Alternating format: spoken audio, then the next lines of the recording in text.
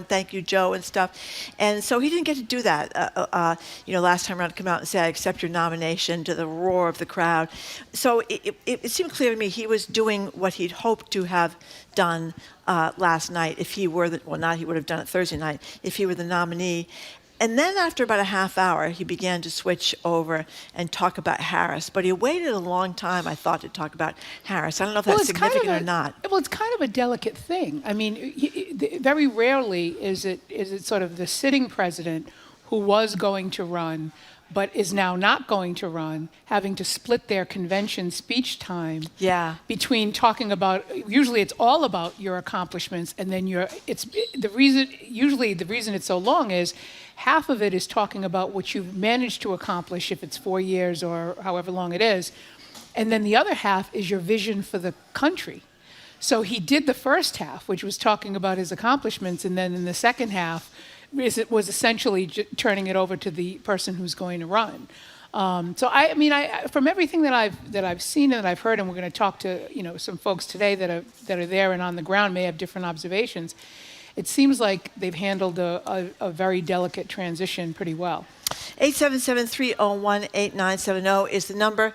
What did you think about last night? Did you see any rising stars that really impressed you? Hillary Clinton spoke. AOC spoke. Raphael Warnock. Raphael Warnock from Georgia. He spoke. He is a great speaker. Anyway, let's start with Lisa in Rhode Island. What did you think, Hi, Lisa? I was so happy that finally the Democrats have listened to the youth, and they are not just taking the crap that the Republicans have thrown their way. My kids, I have 320 in their 20s. They absolutely were not engaged, and now they are. Somebody finally figured out that you need sound bites, that you need stuff on TikTok. You need stuff that addresses when they attack you. You can't just be polite. You need to answer back, and in a way that, everybody can understand. It doesn't look like you're a wuss. Yeah. Lisa, that was a great point. Thank you for the call. That brings us to one of my favorite moments of the night when United Auto Workers President Sean Fain comes out, and he's got his jacket on, right? You see he's got a red shirt underneath it, and he rips off the jacket to reveal the signage on his shirt says, "Trump is a scab." I absolutely love that. And by the way, here's a little clip of Sean Fain's speech. There were brief speeches a lot of people gave. Sometimes they went on longer than they should, obviously. But here's United Auto Workers President Sean Fain. Kamala Harris is one of us. She's a fighter for the working class. And Donald Trump is a scam. So he didn't mince any words there, did he? Well, I think the ripping open the shirt, I think, was also a parody of Hulk Hogan. Exactly. Ripping his shirt That's off to right. reveal like a Trump Vance T-shirt underneath. So I think he was doing a little mockery there. One of the texters said, "Did Biden start so late to make the rest of us feel old and tired?" I did think Biden got a little bit screwed by having the speech start so late in the evening. They had too many people speaking, and too many people abused the opportunity to go on longer than I don't know what they told them. That always happens. Any political event. If you tell them 3 minutes, they're talking for 6 minutes because they got a lot to say. Because once you get up there, they can't literally give you the hook. That's right. Wouldn't that be nice if they could just send out the hook? They should just start the music like they do at the Oscars and play you off, and you have to shut up. The music. Yeah. So he should have been able to speak at 10:15. Yeah, it seems to that me, would have been instead better. of 11:30. So, and we'll have to ask Sue O'Connell about how the networks handled that because there is the 11 o'clock news they've got to get to. Anyway, let's go to Olivia in Brookline. Hi, Olivia. Hi. Thank you for taking my call. I really enjoyed watching the convention last night. I thought it was a great show, a wonderful reflection of our country, the country we hope we are and hope to be. And there couldn't be a more stark contrast with the Republican convention. And if you looked at them both, I mean, which country would you want to live in? What did you see as the contrast, Olivia? Oh, the positivity, the hope, the inclusion, the diversity, the smiles. Yeah. the promise, future. That's what democracy. That's why democracy is so strong. It's about the hope, as they say, the possibility. Democracy gives people hope. And when you watch the other convention, you just felt, dragged down into the mud and hopeless and horrible. Right. Yeah. Oh, thank you for the call. Anybody? Oh, I'm sorry. Did you? Yeah, I just. Go ahead. No, just I can't imagine anybody who watched them both coming away with any different perception than that. Olivia, thank you. It is really true that people will remember how you made them feel, even if they don't remember anything you've ever said. I mean, I'm sure that people don't necessarily remember the bulk of what was said last night by any individual, but they will remember the way they felt watching it, or if they were there in person, the way they felt, being present while all of these things were happening and all these feelings, people had all these feelings. Kathy from Newbury, Massachusetts said, how can either Marjorie or Andrea critique if they didn't watch? Well, Marjorie, first of all, did watch. I did. I did not watch, but I'm also not necessarily critiquing the speeches. I'm talking about what's reportedly been said, so I don't think I've critiqued a speech yet. Yeah, we watched from beginning to end, but you could certainly see everything. I mean, that's the beauty of today. You can see everything on YouTube. You can pull, you see can. the And I whole watched thing. some excerpts this morning before I came in, and I'll watch a lot more of it, I think, later on tonight. Here's Emily Newton last night. Inspirational reminder of the amazing leaders we have, including Hillary Clinton and Joe Biden, present and future up-and-comers such as Jasmine Crockett. She's the congresswoman from Texas. She was good. Yeah. She did go a little She's bit a rising longer star. than she should have. Yeah, which also doesn't surprise me. Okay, let's Yeah. get to the end here. Yeah. But she was very charismatic, very good. Alexandria Ocasio-Cortez, she's been a real trooper and a really great foil for Republicans like Jim Jordan. Right. What did you say she said to him before the show? We were talking about him. She's an example of what our last caller was talking about, or the first caller was talking about, the ability to respond immediately and quickly and sort of put out, not necessarily put out a fire, but respond. So Jim Jordan was making some ridiculous claim, and she not only responded with the actual facts of what was going on, but the very last thing she said, she left some space, and then her very last line was, "Weren't you one of the people who asked for a pardon after January 6th? I didn't." And that's basically all you have to say is you put it in perspective. Well, she was great. And by the way, the Republicans have now ended their months-long investigation into Biden, claiming they have the goods to impeach him, but they haven't really explained what the goods are. I mean, it's kind of ended with a whimper, and they look a little ridiculous. It was nonsense. But I just want to, before you say something, Judy from Arlington said, don't forget Chicago is on Central Time. That's a very good point. Yes, They're on Central Time. I thought you would like me to. So he started. That. So that is they 2 hours behind us or 1 hour behind us? I'm not sure. It's 1 an hour hour behind us. Yeah. Okay. So he finished at 11:15 instead of 12:15. Here's Emily and Newton. Last night was his. Did I already say this? Yeah, I did. Jamie Crockett, AOC, Jamie Raskin, Raphael Warnock, we mentioned him before. A few people are saying those names. And a few people are talking about Jamie Raskin being great. Now, Jamie Raskin, people may remember, he was big in the January 6th committee.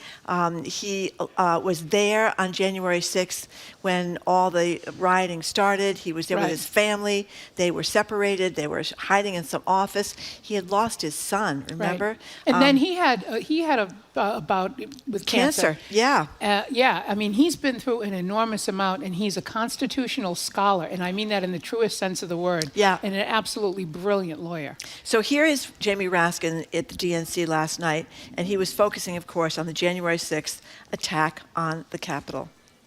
And by the way, J.D. Vance, do you understand why there was a sudden job opening for running mate on the GOP ticket? They tried to kill your predecessor. They tried to kill him because he would not follow Trump's plan to destroy and nullify the votes of millions of Americans. That, of course, is a reference to Mike Pence, and we can all remember January 6th that the president speculated that perhaps Mike Pence deserved to be hung because he wouldn't nullify and the actually election. erected a gallows on the grounds of the Capitol.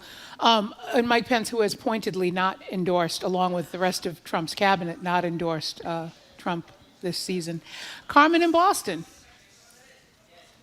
Oh, did we lose Carmen? I think we might have lost I think Carmen. we lost everybody. Something happened to the phones. We lost them all. Okay. We're going to take a break. But before we do, speaking of people that are endorsing across the lines, is that very conservative judge, is it Ludwig? Is that how you say his name? Some people say L-U-T-T-I-G? Ludig, and some people say Ludwig. Yeah, He's brilliant. You might have seen him on television. Very conservative Yes. judge, and he says he's had to change because basically he says that he's endorsed Kamala Harris, and he says it's because Trump is such a danger to democracy and the Constitution. He's an extremely conservative lawyer and judge. And there are probably, things that I would disagree with him on, but what is really apparent is that he cares deeply about the preservation of democracy, but the rule of law. And I think that's when he first came out in all of this and started speaking right. it was about having the first time have someone for there not to be a peaceful transition of power, to have someone not accept the results of an election, and think that they are above the law. And I think those were the things that offended him the most. And now he's gotten to the point where he's actively endorsing Harris. But we're going to take a quick break. We're going to take more of your calls and texts next. You're listening to Boston Public Radio, 89.7 GBH, live from the BPL, streaming online at youtube.com/GBH News.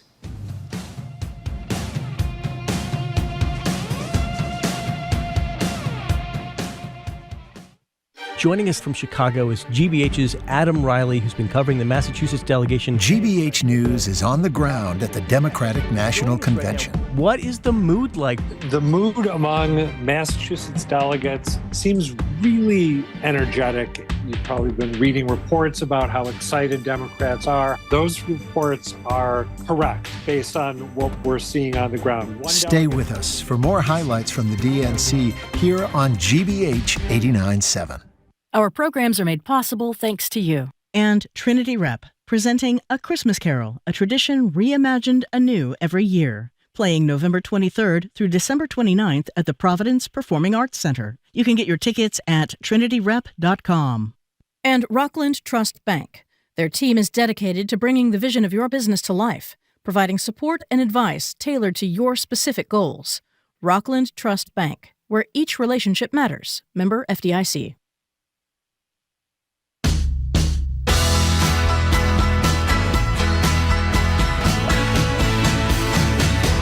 Welcome back to Boston Public Radio. We are at the Boston Public Library live and streaming at youtube.com/GBH News, and Andrew Cabral is in for Jim Browdy. If you're just tuning in, we're talking about last night at the Democratic Convention, the Biden legacy, thinking about the last 4 years of his presidency. He took the stage last night at the DNC and put his support behind Vice President Harris. I'm glad he mentioned the prescription drug thing, because when they're talking about the negotiating prescription drug prices for things like diabetes and heart disease and cancer and all the drugs you see advertised on relentlessly cable stations that has an older audience, and that he pointed that out, that people on Medicare are going to get vast reductions in those drugs and not pay more than $2,000 out of pocket after beginning in 2026. The stories I've read about that says half the people on Medicare don't even know that. Right. They don't even know that. So it's important that he did say that. And Jill just texted to point out, and she's right, Trump spoke for 90 minutes at the RNC, at the convention there. So 90 minutes, 48 minutes. Well, they ended early because, if you don't have any real policy to speak of other than we will do whatever Donald Trump wants us to do and go Project 2025, then you can wrap up early. Well, you know what is interesting? We have this whole slew of Democrats and former presidents and former candidates for president. They're all going to speak tonight. We're going to have the people that were in contention for being vice president. Pennsylvania's Josh Shapiro, Mark Kelly from Arizona, Pete Buttigieg, Transportation Secretary. Wes Moore. We've got Clinton, Obama, all going to speak. There were no former Republican where was Mitt Romney? Was he at the RNC for Donald Trump? No, he wasn't. Where was W. Bush? Was he at the RNC for Donald Trump? No, he wasn't. So if you take the time to actually stare at it, you can see that it's not about the party for Republicans. It's a cult of personality. It's about one person and the people that one person finds acceptable.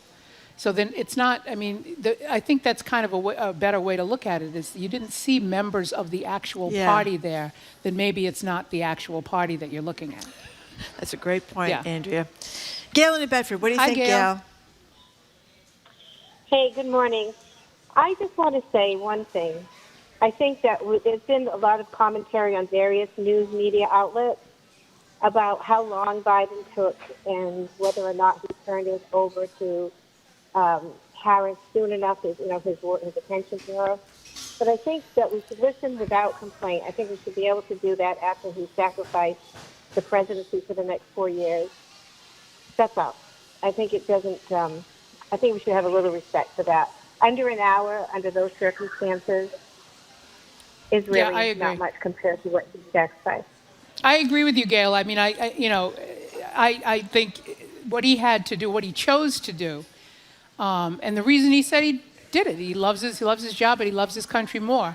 I think that deserves an enormous amount of respect. And I don't know of very many in his position who would have left what, by the usual metrics, was a very successful presidency and stood down the way he stood down. I mean, he could have chosen something different. Well, Gail, you and Andrea are much nicer than I am. I mean, I think Democrats have been saying since he announced he was running again, after claiming to be the transitional bridge president when he ran, that's what he said. Then he's going to run again in April 2023. For months, the Democrats have said he's too old, he's too old, he's too old, he's too old. And I think that's what we saw in that debate, and clearly other people around him saw that too. So, I mean, I'm glad he finally did it. And this is how it's going to turn out. If she wins, then his legacy will be he is the man that stood aside to let, because he was losing big time. We would have lost big time. I shouldn't say we, I'm not a Democrat, but the Democrats would have lost. If Trump wins, the history books will say he waited too long to step aside, and that's why Donald Trump won. I mean, his legacy hangs on her winning. So, Gail, I guess it's great, but when you're facing Trump and you said you were going to step aside, I don't know. I feel he waited too long, much too long. Well, the part of this that I disagree with is you saying that Democrats said he was too old. No, the media said he was too old. No, and it was polls. It was polls of Democratic voters. Oh, I didn't know you were talking about. Yeah. Which, I kind of, like I say, I always have mixed feelings about polls. But the narrative initially was press-driven. And then Democrats started saying it out loud. I agree with you on that part of it. Yeah, I mean, and I think his inner circle was not honest about what was going on there. But anyway, you're more gracious than I am. 877-301-8970 is the number you can call or text at this number if you want to speak to us about last night's Democratic Convention. We've got a couple more minutes before we talk with Trenny Casey about some sports. Where are we going, you guys?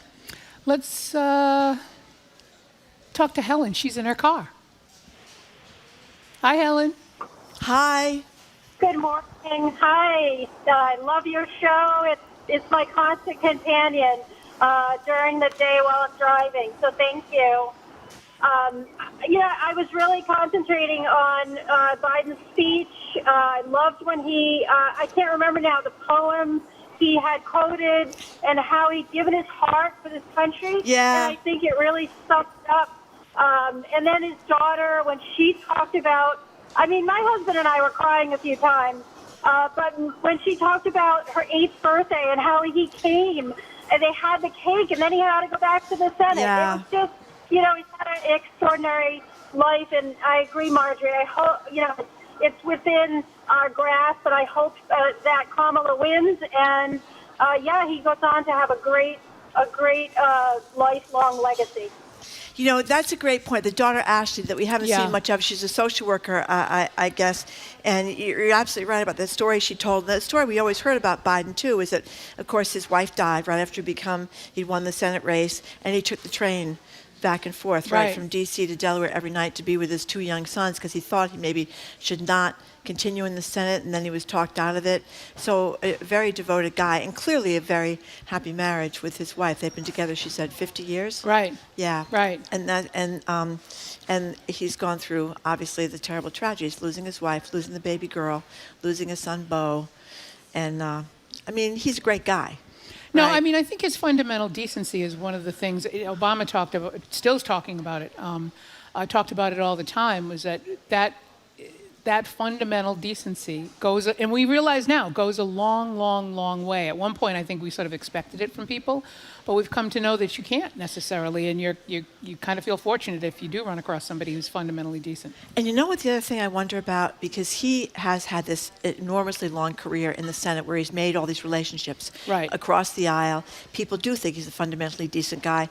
Obviously, that helped him a lot, get the infrastructure bill through, get the prescription drug stuff through, all these things through, and those personal relationships. So you wonder, I don't know, I don't know what Kamala Harris's relationships were like in the Senate, but clearly that helped him in a way that Obama couldn't be helped by that because he was such a newcomer, to that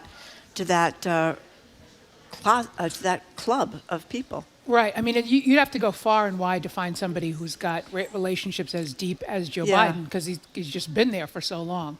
But that's a good point. I mean, you have to start, which means you have to start building them right away. Lorena, North Dartmouth. Hi. Hi. Let me turn down my radio. Sorry, I'm just so excited today. I have to say I'm sorry Jim's not there because I met you both at Doris Kearns Goodwin's speech at the church. Oh, yeah. And Jim had said make sure I mention that the next time I call in. Oh, yes. Thank you. Yes. So, and the other thing, I love when you're there hosting as well, Andrea. Thank you very much. I appreciate that. Yeah, I love that. But I have to say, for once, I wasn't yelling at the television. I was clapping and cheering. My daughter told me I sounded psychotic. But I was so happy to see, first of all, the family members who all showed up on day one. And everybody was happy to be there and happy to be together, unlike the RNC, where everybody kept their positions very far away from each other on the very last night. And it was so wonderful to see that. The positivity, the wonderful messaging. I loved how they hit every topic in such a real way, whether it was reproductive rights or democracy, and had everybody speak in the way they did, bringing up younger members like AOC and looking to me like they were moving forward to building our party for the future. We have to bring in these younger voices and to not listen to denigration and degrading comments all night was just fantastic. Yeah. And it gave me a lot of hope. Yeah, I can see that. That's a great point. That's a great point. And a lot of the texters are saying they disagree with me, that they think that Biden got out at the perfect time. That allowed a very truncated campaign, and maybe that's a better way to go, and it wouldn't allow Donald Trump to go after whoever was going to be the nominee if it weren't Kamala for 10 months or something like that. And you don't have to listen to coverage of everything he says about her for the next 10 months. No, I think that's absolutely right. And, again, I think it's smart. Finally, it took them a while, but I think Democrats are really sort of realizing, and the last caller's point was, Lorraine's point was about having, AOC and Jasmine Crockett. One of the things you have to show your voters is that you're preparing a bench for the coming elections. That you've got a deep bench of smart people that are going to keep moving the party forward. That's the other part of this that I think is so important. We didn't mention, too, they had 3 women who'd gone through these abortion tragedies. Yeah. And one of them was that young woman. I saw one of those this morning. This morning. And she's in a state where abortion now is very much restricted, and she was pregnant at 12 by her stepfather. Yeah. And she pointed out that if she were in a state, if this were today and not 20 years ago, she would not have been able to get an abortion. Right. Imagine that, pregnant by your stepfather. Yeah. I think those kinds of things are very, very powerful, and they have staying power. I mean, there's one of those that runs opposite Kelly Ayotte's commercial in New Hampshire running for governor, a woman with a similar circumstance, not raped by her stepfather, but facing the prospect of carrying her child to term if Kelly Ayotte had her way, according to the commercial. And it's a really powerful rebuttal to Kelly Ayotte's commercial that's not what she stands for. Good. Okay, we're wrapping this up. Okay. Okay. Thank you so much for all of your calls and texts. Coming up after a quick break, we have NBC Sports Boston's Trenny Casey. You're listening to Boston Public Radio, 89.7 GBH. We're live from the BPL, and we're streaming online at youtube.com/GBH News.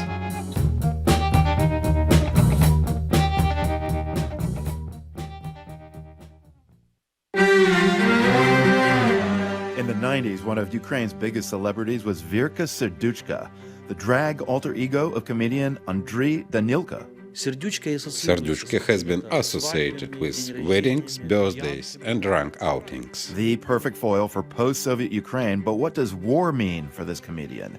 Verka Serduchka plus the day's top global headlines next time on The World. This afternoon at 3, here on GBH News 89.7. Support for GBH comes from you. And the American Repertory Theater, presenting Romeo and Juliet, a bold new staging of Shakespeare's iconic love story, directed by Tony Award winner Diane Paulus, opens August 31st. Tickets and more at amrep.org.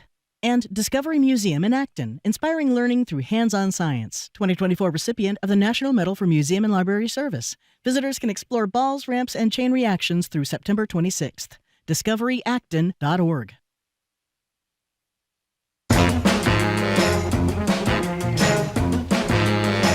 Welcome back to Boston Public Radio. We are broadcasting live from the Boston Public Library and streaming at youtube.com/GBH News. Jim Braude is off today. Andrew Cabral is in. And we are joined now by Trenny Casey from NBC Sports Boston, who joins us every week and is a BPR contributor. Hello, Trenny. Hello, Trenny. How are you? Going forward, can I just be introduced as childless dog lady? With no stake in the future of the country? That's right. Cool. Great. You know, I have another Tell Your Dog I Said Hi t-shirt that I could easily I like that. So, Trenny, a federal judge in New Hampshire actually, this is a fairly rare thing, issued a temporary injunction and ordered state and local officials, education officials, to allow a transgender girl to continue to play and practice at her high school girls' soccer team. There's a lawsuit. The lawsuit is like making its way through the system, but the plaintiffs, and there are two girls that are plaintiffs, and their families filed for a preliminary injunction, which is a very high bar. Judges are loath to issue an injunction ahead of the resolution of a case. So tell us what this is all about. So, once again, we're at this crossroads where transgender kids are just trying to play sports. And there are people who feel that, in particular, this happens more so with transgender girls, right? Girls and women, because they were born.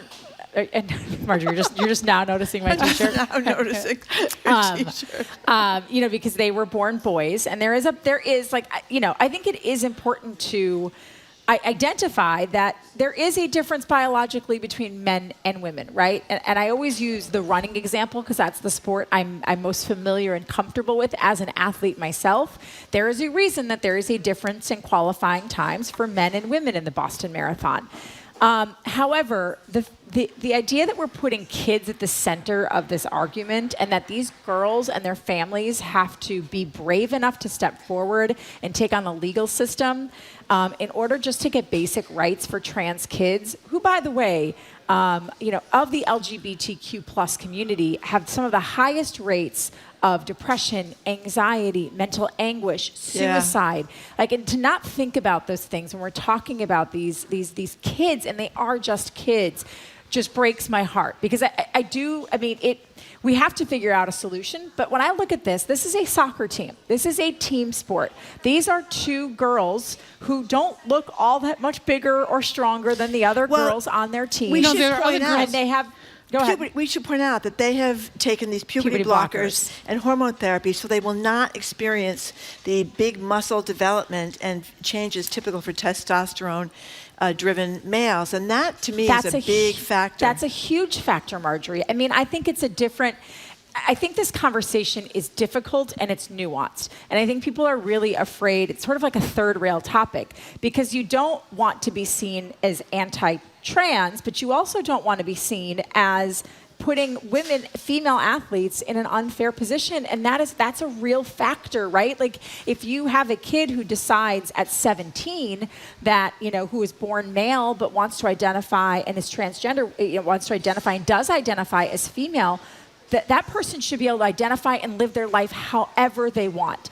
However, if they've gone through puberty and let's say they run cross country or they swim or they run track and field, a timed event, they do have a biological advantage. So I just hate that somehow this has become a cultural conversation and we're not thinking about the real human beings who are impacted on both sides of this. And I hope that however this comes out, that it, rather than spur us to continue to separate everyone and make these kids feel even more alienated and different than they may already feel, that we come to a common ground that allows all kids and adults to participate in sports in a fair and balanced way.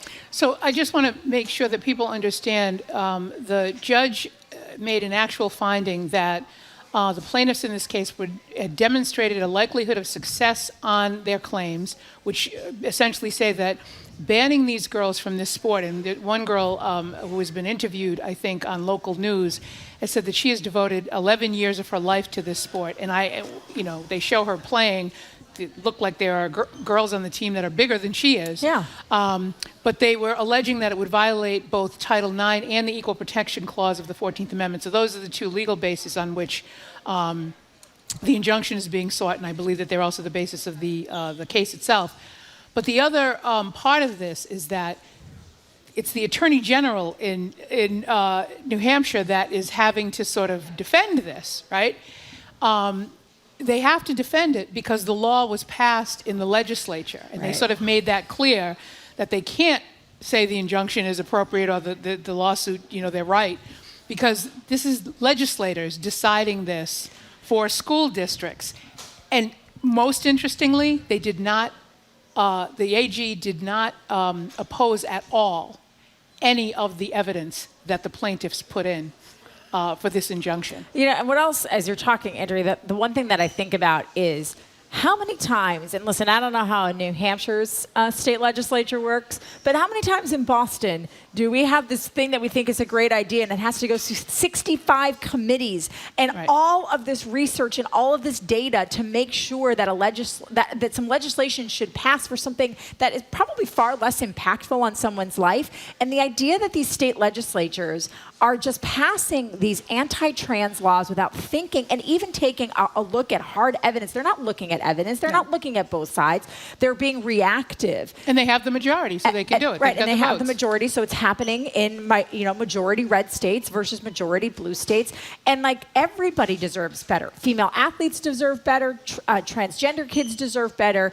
And there has to be I cannot believe that we cannot sit down and come to a common ground that allows all kids to live their lives the way that they want to identify and to live it in a fulfilling way that also doesn't trickle down and hurt somebody else. I can't wrap my brain around the fact that that is not possible. So let's move on to Caitlin Clark, the college sensation who's now with the WNBA. She's in foul trouble, literal. She's in literal foul trouble. So Caitlin Clark is a feisty player in the WNBA, and she's really kind of coming on strong. Towards kind of leading up to the Olympic break, the All-Star and Olympic break, and then coming out after, she's been putting up more points. She had 29 points in her first game back after the Olympic break. She has set, I believe, a WNBA rookie assists record this year. She also is a little mouthy, and she was like this in college. I don't know if you guys saw this one. I think it was, I don't know if it was Iowa LSU in the Final Four or if it was in the Sweet 16, one of the later rounds. She was kind of chirping to a ref, and she looked up at her dad like, "Hey, Dad, stick up for me." And her dad was like, "You're out of line. Pull it together, young lady, or you're going to be grounded. You're going to lose your phone privilege." No, I didn't say that. But she's a feisty, kind of mouthy player, and she's 2 technicals away from serving a suspension. She got another technical the other night, and in the WNBA, I think it's 5 technicals if you receive. Did you think that should have been her hitting the backboard should have been a technical, though? I think sometimes because she's the face of it's sort of like when she was hit. That should have been a technical on the Chicago Sky player, and it wasn't. And I think, honestly, you're just celebrating, you're frustrating, whatever. Right. I think she has a target on her back. Yeah. And then apparently afterwards she thanked the ref in her press conference, said thank you for doing it and whatnot. So she was kind of a little like, tongue in cheek as well. But, they do have to be careful because the Indiana Fever are in the hunt for a playoff spot, and you don't want to lose your best, one of your best next to Aaliyah Boston, your best or one of your best players down the stretch when you really want to make a push for the postseason. And you're trying to turn this team around that had the number 1 overall pick because they were the worst team last year in the WNBA. Right. But hey, listen, I don't mind feisty. I don't mind a little Draymond Green and my Caitlin Clark. I don't think it's quite as extreme. And I just like that people are really paying attention to basketball in large part because of Caitlin Clark. And I think it's having a trickle-down effect where more people, I don't think it is, I think we'll probably hear in a second talk about another story I sent you guys about the Connecticut Sun playing tonight at TD Garden in front of a sold-out crowd. You're seeing attendance records up in the WNBA. You're seeing television ratings up in the WNBA. And it's not just because Caitlin Clark's not going to be on the floor tonight. It's the LA Sparks and the Connecticut Sun.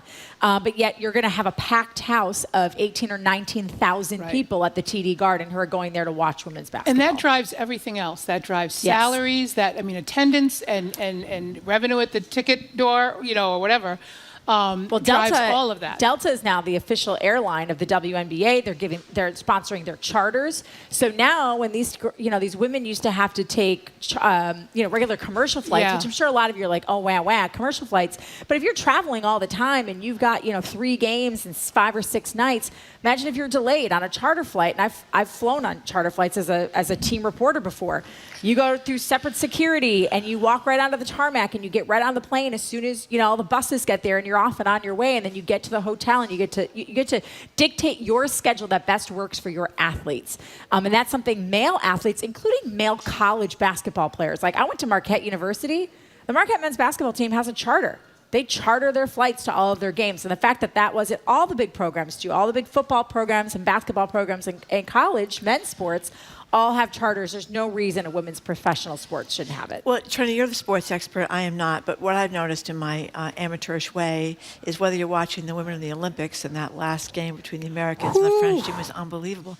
The play for women has gotten so much more aggressive and so much faster and so much, I shouldn't say they play like men, but they kind of do play like men. Well, girls didn't used to play like that. It's not necessarily a high-flying game, right? Like, you're not saying alley-oops and whatnot, but you're not, to be quite honest, Marjorie, to your point, the men's game has changed to a point where it's become more of a long-range shooting game. Three-pointers, which yeah. That's nothing The for... defense of the women is more impressive, I think. Oh, it's definitely because they play defense. They play a more fundamentally strong game in the WNBA, I think, than they do in the NBA, where I think... And some of the NBA male players have said that. Yeah, they know, and they're fans of it. I mean, you saw, men's players on the sideline for the women's game in Paris, and vice versa. It's just, I think the game is growing, and Caitlin Clark has really, I think, spearheaded a renaissance, and it's great. I mean, people who watch the Olympics were really. No one ever talked about, oh, I watched this, but I didn't watch the women's version, right? Like in many instances, the female side of the sport was more popular, more dramatic. They won, I think. I think if U.S. women were their own country, I think they would have had like the 6th or 7th most medals in the world. Like U.S. women dominated in the Olympics. So what is it? I mean, I with soccer, I think the explanation is obvious that the American kids started playing soccer like big time, 40 years ago or something like that. But what is it with basketball? Is it just more women are starting younger in basketball? Yeah. Or that's basically, because it's really a transformation. I think it goes back to something people say all the time. If you can see it, you can be it. It's like when I was growing up, I never thought to play basketball. Girls didn't play basketball. I didn't see them on TV. My niece now, all she knows is women's. She loves soccer. Yep. She's super into soccer. She wants to be a professional. She wants to go to college to play soccer. She wants to make the U.S. national team. She wants to be a professional soccer player if she can. Good for her. I never even thought I could be a sports reporter when I was a kid because we didn't have cable, so we didn't have ESPN. Right. So I didn't see women on TV. So I always wanted to be Katie Couric, or I actually wanted to be Jane Pauley. That's who I wanted to be. I wanted to be Jane Pauley because that's who I saw when I got up in the morning on television. I didn't turn on TV and see Linda Cohn or Hannah Storm like the generation right behind me did. So, my niece now and all of the girls her age are able to see women playing basketball at a high level, hockey at a high level, soccer at a high level, tennis at a high level, running. Like, all of these doors have opened up because if you see it, you're like, if she can do that, why can't I do that if I put in the hard work? That's why they say representation matters. Representation if you see matters. somebody who looks like you and you know that you can do it, there's almost like not enough of a descriptor for how impactful that is. I never thought to myself, I'll be the president of the United States one day. Right. Like, that never crossed my mind as a little. But now there will be, hopefully, there will be all of these girls for whom that will have been the case in their formative years. Absolutely. We're talking to Trenny Casey from NBC Sports Boston.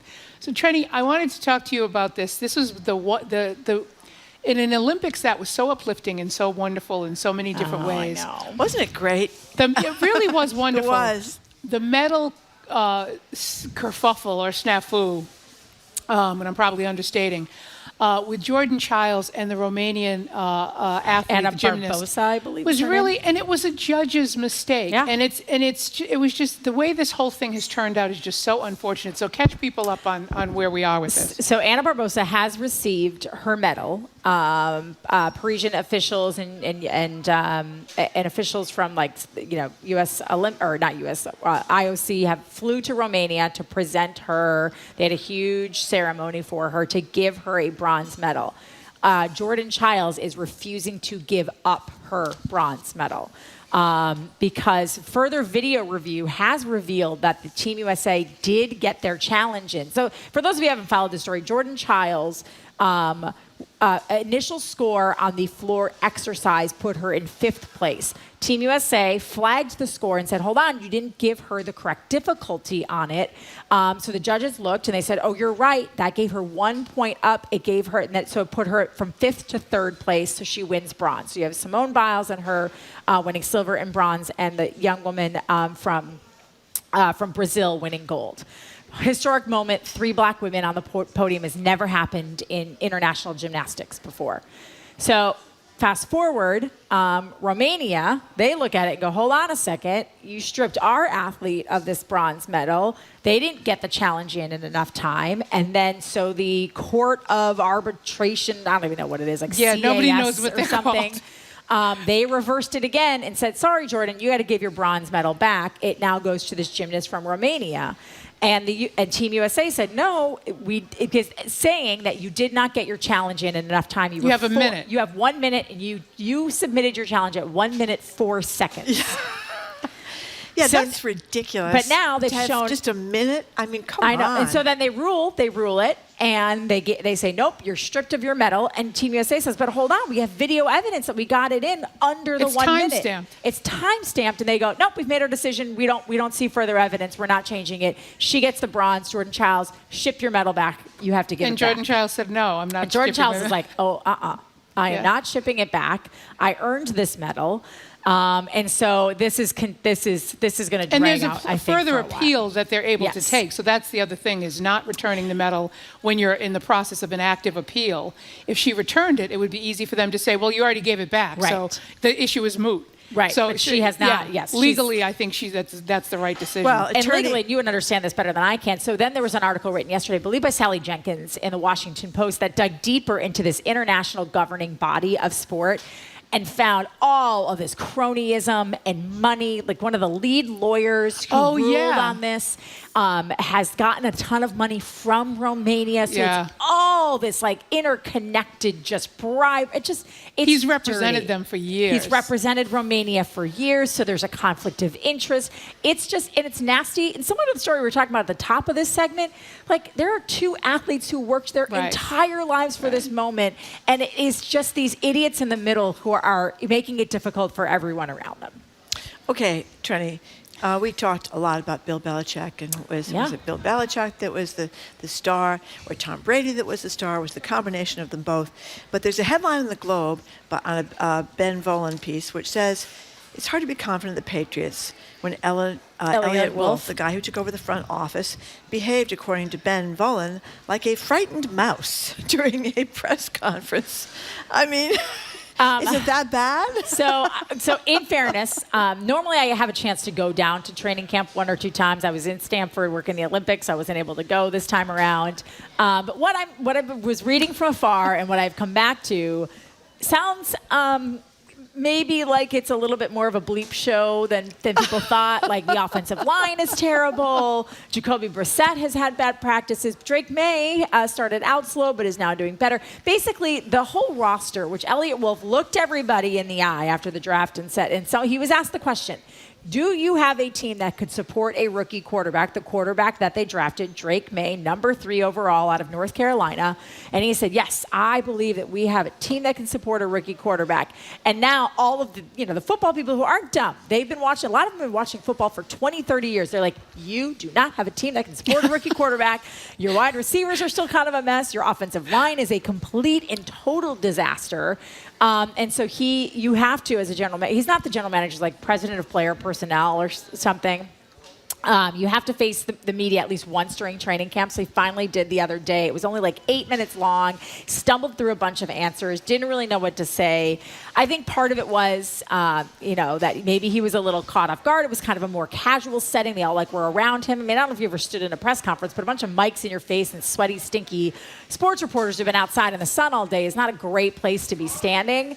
So that might have factored into it a little bit. But I also feel like this guy on the inside is probably looking at the team that he assembled and is like, uh-oh, I don't know that we put bodies out there that are going to be able to win a whole lot of games, but it also is like, uh-oh, I chose these guys to put out there, and I have to at least show them some confidence in them. And we're all like, do you really believe what you're saying? Because what we're watching is kind of a disaster. Well, he is. I watched him actually at the second game that they just played this past Thursday. Against the Eagles. So I'm watching it on some streaming, whatever, and the McCourties, the twins, are the color, which is really, they're really, really good at that. Oh, they're great. They're like built for that stuff. And during halftime, they talk with Elliot Wolf. I kind of thought the same thing, but I thought he's also sort of a naturally understated guy. Yes. And, after Belichick, who would give like a 2-word press conference afterwards, I'm thinking, okay, well, at least he said more than 2 words. But he was very measured even while they were playing that game. Yes. So from your perspective, that was sort of him watching something play out in real time and having those doubts? Yeah, I think he probably, listen, Gerard Mayo's the head coach, and he came out after that game and said in no uncertain terms, after our top 5 guys on the offensive line, there is a significant drop-off, and we have to get better. And then Elliot was like, no, it's fine. Okay. It is only August. We'll let some things play out, but it could be another long season, ladies. All right, Trenny. Well, we're going to keep an eye on it, a real close eye. Thank you, Trenny. Thank you, guys. We've been speaking with Trenny Casey, anchor reporter for NBC Sports Boston and a BPR contributor. Coming up after the noon news, noted local woman and our media maven, Sue O'Connell, zooms in. Is projecting slower sales this year. NPR's Scott Horsley reports on the latest financial results from Lowe's. Lowe's says sales at existing stores fell more than 5% in the most recent quarter compared to the same period a year ago. Do-it-yourselfers have been cautious about undertaking major home improvement projects, although Lowe's says it has seen an uptick in sales to professional contractors. The company hopes to be well positioned when demand rebounds. Lowe's CEO notes disposable income has been growing faster than prices. Scott Horsley, NPR News. U.S. stocks are trading lower this hour. The Dow Jones Industrial Average is down 59 points. The S&P is off 6, and the Nasdaq has fallen 34 points. You're listening to NPR News. And from the GBH Radio Newsroom in Boston, I'm Judy Ewell. The final report into the mass shootings that claimed 11 lives in Lewiston, Maine last October concludes that police and the Army Reserves missed opportunities to intervene in the gunman's mental health crisis and confiscate his weapons. The independent report says police should have taken Robert Card's guns weeks before the shootings, and the Army Reserves failed to provide him with proper care. Commission Chair Dan Wathen says law enforcement faced what he's calling unprecedented challenges in the hours after the tragedy. While many demonstrated bravery and professionalism in the face of danger, the first hours after the shootings were at times utter chaos as hundreds of law enforcement officers poured into Lewiston and were dispatched or self-dispatched to numerous scenes throughout the area. 13 other people were wounded in those shootings. The 40-year-old Card took his own life. A dozen families in Chelsea are still trying to find housing after a fire gutted their apartment building last week. They had to leave a hotel yesterday when the city stopped paying for those rooms. City manager Fidel Maltez says the lack of affordable housing is a huge obstacle. If housing was more accessible, if housing was more available, I think this transition would be a lot easier. Alex Train of the local service organization La Colaborativa says some people lost everything just as they're getting their children ready for the start of the school year. In sports, the Sox hoping to rebound against the Astros tonight. It feels a lot like fall this week. Mostly sunny today, highs in the 70s, and then clouds tonight, those in the 50s. It's 67 in Boston. Support for NPR comes from NPR stations. Other contributors include Fisher Investments. Fisher's dedicated team of specialists provide resources on investing, retirement income, estate planning, and more. Learn more at FisherInvestments.com. Investing in securities involves the risk of loss.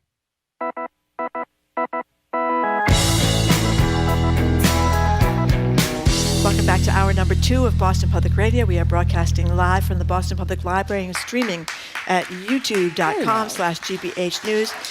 Jim Browdy is on vacation. Former Massachusetts Secretary of Public Safety and former Sheriff of Suffolk County, Andrea Cabral, is in for Jim. Hello again, Andrea. Hello, Marjorie. Okay, we are joined now on Zoom by our favorite local woman and media maven, Sue O'Connell, co-publisher at Bay. That's you, co-publisher at Bay Windows and South End News, co-host with Corey Smith of NBC 10 Boston's At Issue every Sunday morning following Meet the Press. And she is out there at the scene of all the action in Chicago for the Democratic National Convention. Hello, Sue. So glad you are joining us. I'm thrilled to be. I actually just got here, Marjorie and Andrea. I just walked into the room. I just arrived, and I can tell you I have no idea about what's happening outside. Well, so much that was going to be my first question. Was going to be, so what are you seeing, and what's the vibe down there, and who have you talked to? So I guess I won't be asking. Instead, I'll ask you. I can't see the top of your hat. So what hat are you? Oh, she's got the Boston Red Sox hat. Okay. Yeah. All right. So I will tell you that Boston. the cab drivers are happy. I am trying to adjust to the Midwestern nice part of it. I'm like, why are you talking? I've only been here like 10 minutes. I'm already like, why are you talking to me? So I'm going to have to readjust my attitude to the people. It seems really, we're not far from the convention center. Everything seems really buttoned up and calm. It reminded me, remember when we had the DNC in Boston? Yes. You had all that hubbub, right? And it was August, and all the streets were shut down, which I haven't really seen many of them from where I'm at right now. So it's got that funny vibe of, I'm sure people are usually on vacation in August in Chicago. And I'm sure, most people aren't working if they don't have to. So it's that kind of quasi, something really big is happening, but it's also very quiet at the same time. Okay, you know nothing is basically what you're telling us. But I'm sure you must have watched. Did you watch last night? I did, of course. Yeah. So we can definitely get your impressions. We've done, the talker. We talked about, we had people sort of texting and calling, saying what their reaction to the convention was, whether or not they sort of saw any rising stars.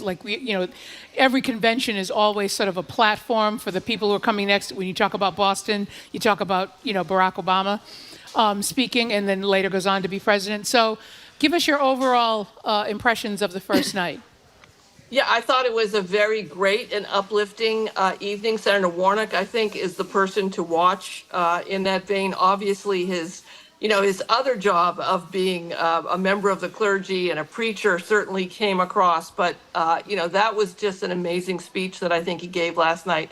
I'm always reminded, too, remember that Governor Bill Clinton was famous when he introduced, was it Dukakis he introduced? I think so. It was 88, right? And he went on so long in his introduction that by the time he got to in conclusion, the crowd erupted. So that's right. Back on he that. talked forever. My God. Yeah, that's right. You know who else was extraordinary last night was Hillary Clinton. And I was moved by her. I have to say, I don't think I have ever been moved by Hillary Clinton in an emotional way.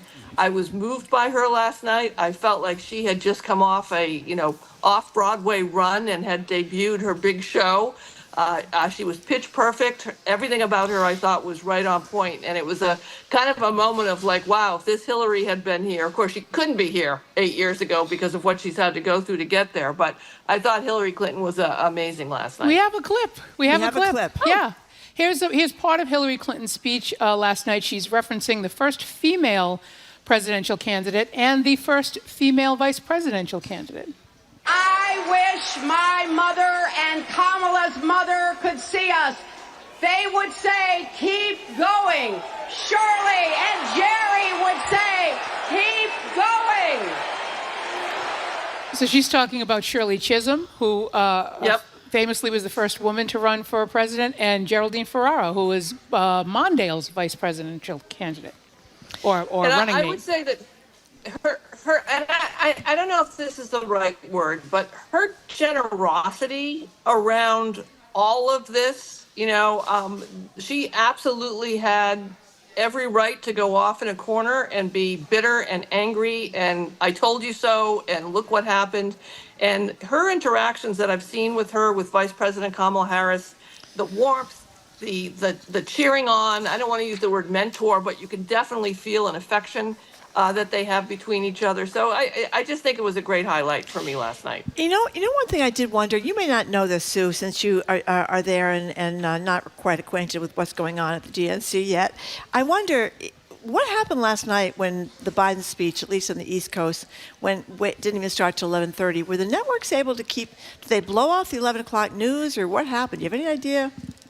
Yeah, generally what we do, and I know we did it at NBC 10 Boston, is we have plans on, we expect them to go over first of all. So our local news starts after the network wraps. So usually, they wrap and then they do the analysis or pundits, and then we do a newscast after that. I do know that the event planners were not as concerned about going over. They said it was due to applause and audience reaction. I do also know that they cut some of the speeches short a little bit, tightened them up to move it forward.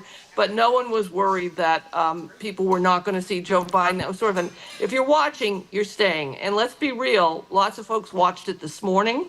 Yeah. So we live in a world where you can watch it on demand, so they weren't that worried about going over. So let's move on. If you are older than, 50, I guess you'd remember the Phil Donahue show.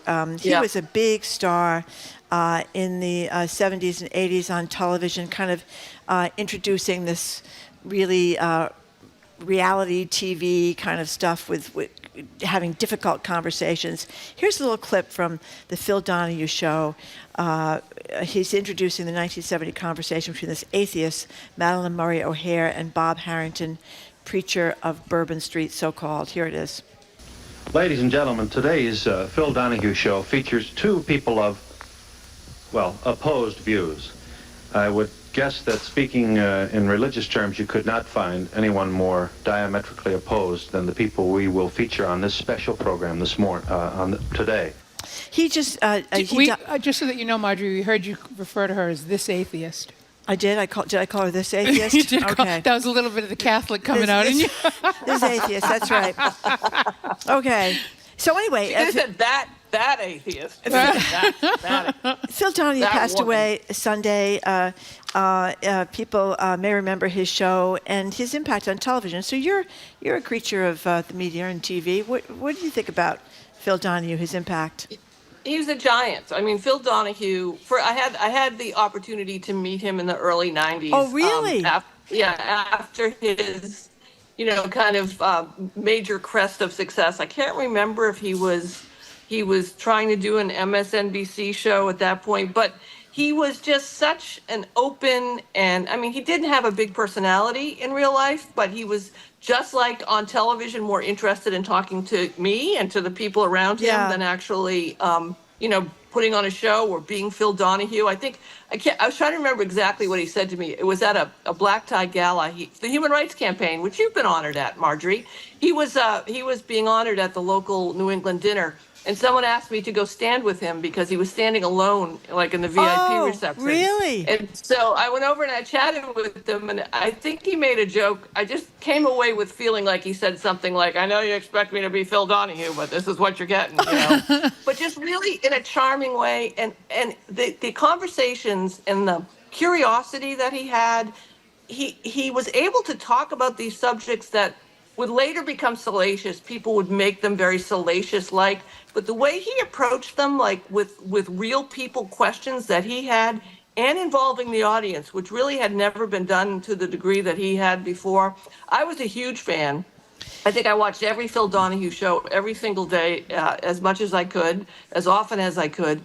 The first mainstream coverage I saw of AIDS was on Phil Donahue's talk show, in a very frank and honest conversation that was just missing from everywhere. I mean, he was just both a great curiosity as well as a great moderator, and really moved the show along. And it's a great lesson on how to be a star of your show without taking up all of the energy of it, right? He just was this special host that I don't think we will see again, especially since, you know, the style of what he did, it's sort of in your intro to it, has morphed into something else, right? Where the audience is now trying to not just ask an honest question or learn something, but wants to be, you know, this is a reality show now. So you can't overstate the importance of Phil Donahue and what he added. And plus, he also, what I always enjoyed about the show was there wasn't a self-importance to it.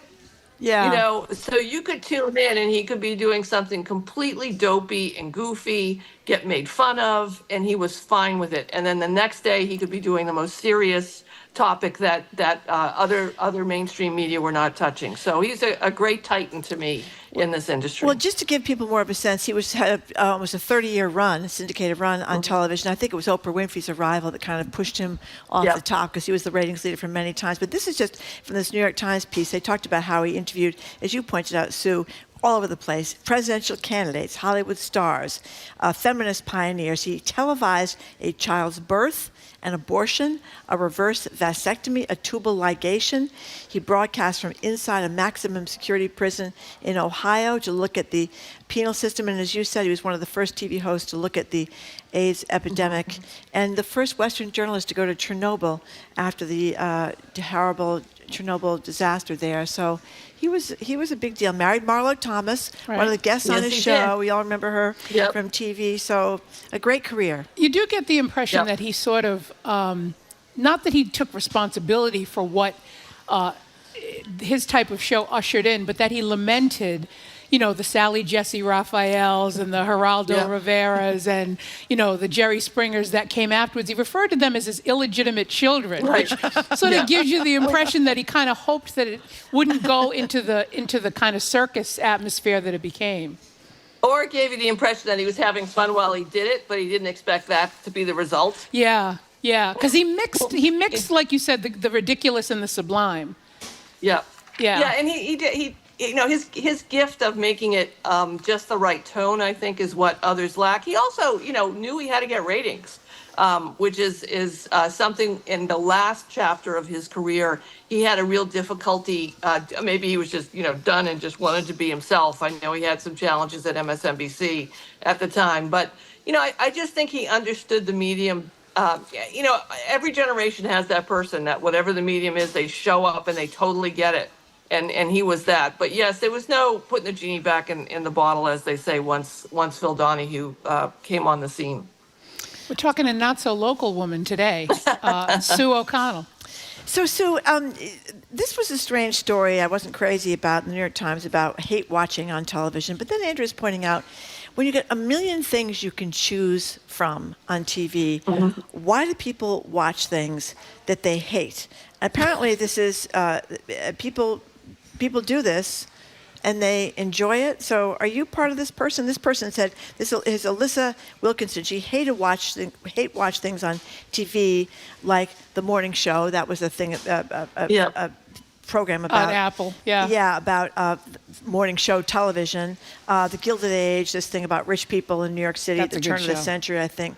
Tiny Pretty Things. I mean, Emily in Paris, about that perky young woman, Emily, who's running around having wonderful times as a young woman in Paris. What do you think? Do you hate watch?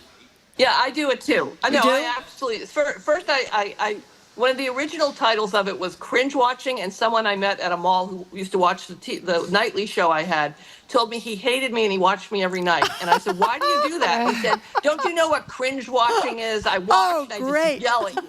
And I said, "I can't hear you when you're yelling at me on the TV." But to the hate watching now, I don't, and I think that the article in the Times written by Jonathan Weissman captures this. I don't hate watch things alone, like only things that I'm hate watching. Like I hate watch Emily in Paris with my daughter Ruby. I hate that show with every single ounce of my being. And we have binged all the episodes that are available already. I yell at the screen. I keep asking, Emily, why are you so surprised that this keeps happening to you? And it's a shared experience that we have. And some of the shows that they're listing, it's like I recently watched with my coworkers. I can't even remember which show it was. It was, the Truman Capote, Ryan Murphy show. Yeah. Which I thought was dreadful on many levels. And we can talk about it later, Andrew. We'll have coffee and talk about it. Some of the episodes were extraordinary, and then other ones were terrible, which made it even more fun. Because we'd give everybody a couple of days to watch the episode, and then we'd go into the office and complain about it. And then we'd look forward to the next one, and we'd go and complain about it. So I think it's a way to watch something communally that we don't do anymore, like as I said earlier, because you can watch it anytime you want. So I'm totally in the hate watching binge. Okay. Well, we did a show yesterday about, these giant fandoms where people are, more fanatic really than fan as a way of building sort of community or spending time with other people. So apparently hate watching, falls into that category as well. Absolutely. So tell us about Donald Trump posting AI images of Taylor Swift. I hope she sues him because she's got the money and the resources to literally put him in the poorhouse if she wants Making to. him it seem as though she had endorsed him, which she has not. And her image, I mean, the fact that he uses her image and her image is so powerful, the benefit that inures to him, she could sue him for the rest of his life. A number of problems here. First of all, one fandom that I don't ever want to get upset is the Taylor Swift fandom. No, so that's I'm wise. very, very careful when I talk about it. Number two, I've been saying lately that after the assassination attempt, like Trump seemed a little bit different for like a day, and now I think he really doesn't want to be president, so he's doing everything he can to not take the advice of his campaign managers. And one of the things that you would definitely not do is post an image of Taylor Swift, an AI image or a real image, and say, look, she's endorsed me. I agree with this. Because the anger he's been getting from the Taylor Swift fandom, and I think actually the image originated from Esty, I think like an individual person made it and was selling it, and I think only sold a couple of versions of it. But just his taking it and elevating it is just political suicide for him. Because what it also does is really taunt Taylor Swift to see if she's going to come out and endorse Kamala Harris and Walz. I mean, she may be on the fence about it, and now she's angry and says, okay, that's it, final straw. And to your point, she's got plenty of money and plenty of time.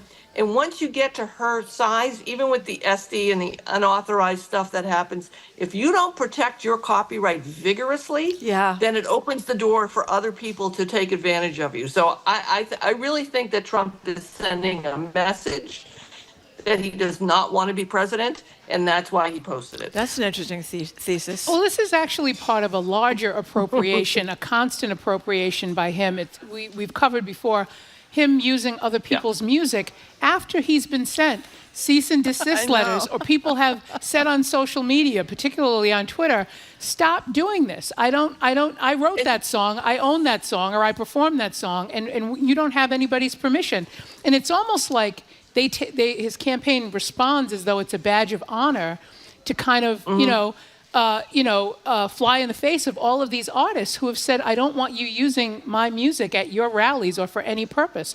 The Taylor Swift thing is the largest, but the latest time he's done that. And in true Trump fashion, he was also extremely litigious when he was a private citizen. That's right. Around his image and his name. And I actually had a conversation with one of his lawyers when he first started running the first time. I can't even remember what the issue was, but somebody started a Stop Trump website or something, and I knew who the person was who did it. I've since forgotten. And one of his lawyers called me and said, listen, he will sue you just to sue you. That's like a quote that the lawyer said to me.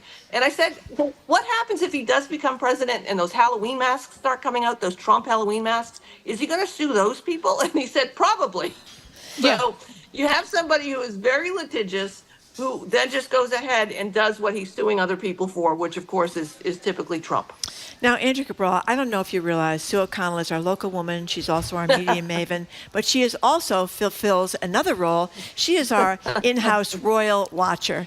So who better to ask about Queen Elizabeth and Donald Trump in this new book that's coming out about the former, or the late Queen, I should say. What do you think? Yes. What'd she say about him? Well, yeah, the former queen basically said that Donald Trump was rude, and a number of other insulting comments. I imagine it's probably all of the comments because she wasn't much of a gossiper or a talker. But it really did flash back, and I went back and looked at the pictures of every time he was in her presence, how he broke every single rule of protocol, every single thing you can imagine. And what's funny about it is he didn't do it as sort of a protest. Like, I can see if you think a monarchy is terrible and it's done terrible things to indigenous people and to cultures and all of that, and saying I'm not going to show that level of respect to a person who represents what I think is an evil empire. I can understand that. I can't understand someone who is allegedly of Trump's wealth and breeding and station in life who doesn't understand how to be polite to his monarch. I mean, the pictures of him walking in front of her, the pictures, just all the things that he's done. And I think And they brief you about that. They tell you what the protocol is when you're reviewing the troops. You're not supposed to walk in front of the Queen or stop abruptly so that she runs into your butt. Well, I love this part where she particularly, this is the Queen now, disliked the way he kept looking over her shoulder in search of others more interesting. Now, she is the Queen of England. You would think she might be mildly interesting. And then I love this part. She said she thought he and Melania had some sort of arrangement after she had them both for a state dinner in Great Britain. And she would know what an arrangement exactly. That's very true. That's very, very true. I think that's something that she identified immediately, and I don't think I pray Melania has some sort of arrangement with them. Don't we all? It's just overwhelming. But yeah. Okay. Well, Sue, I hope you get into the convention tonight. She has to unpack. She just walked in the room. Yeah, I mean, a lot of biggies. All the almost vice presidents are all going to be talking. Kelly and Buttigieg and Shapiro, they're all going to be speaking tonight. So it should be a fun night there. Yep. I'm also very excited that Secretary Galvin is leaving town today so that Auditor Diana DeZoglio doesn't end up being acting governor. That's a whole nother subplot that I'm going to get to the bottom of. How fast can she do an audit? That's the question. Yeah. Hey, Sue, have fun, I hope, if you don't have to work constantly. Thank you very much. We'll talk to you soon. I will. Thank you. We've been speaking with media maven Sue O'Connell, co-publisher of Bay Windows and the South End News, also co-host with Corey Smith of NBC 10's Boston at Issue every Sunday. She's in Chicago this week for the DNC. Coming up after a quick break, Boston Medical Center's Dr. Catherine Gergen-Barnett talks about a new strain of Mpox and gives us an explainer on the fall COVID booster. You're listening to Boston Public Radio 89.7 G.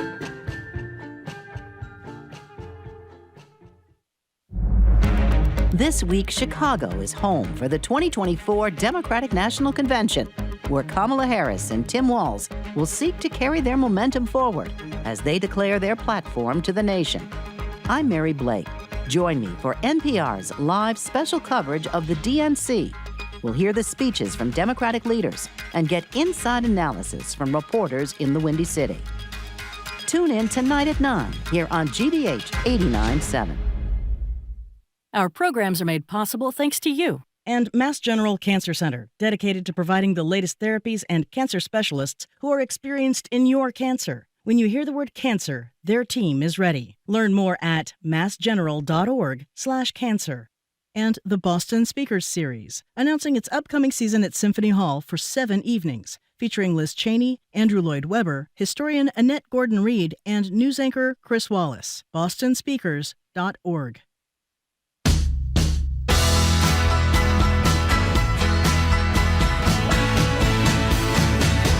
Welcome back to Boston Public Radio. We are broadcasting live from the Boston Public Library and streaming at youtube.com/GBH News. Andrew Cabral is in for Jim. We're going to be back here at the Boston Public Library tomorrow and again on Friday. Right now, we are joined not on Zoom. She's actually here in person. Live. Dr. Catherine Gergen-Barnett. She's Vice Chair of Primary Care Innovation and Transformation at Boston Medical Center and Associate Professor at BU's Medical School. Thank you very much, Doctor, for coming in. Wonderful to see you both. It's always good to see you. So we come down off of a pandemic and everybody kind of wants to say, okay, good, there's a vaccine and, maybe I'll get a booster, maybe I won't. But we just want to put it behind us because it was just so terrible. And I think sometimes people forget that, vaccines basically live to mutate and mutate to live, basically. And that this isn't going away. And in fact, we've had this huge surge in the wastewater in COVID. So tell us how we should be thinking about this and what we should be doing to make sure that we don't ever re-experience what we experienced a couple of years ago. Well, I can tell you that we won't ever re-experience it. And I know we will be talking about Mpox today as well.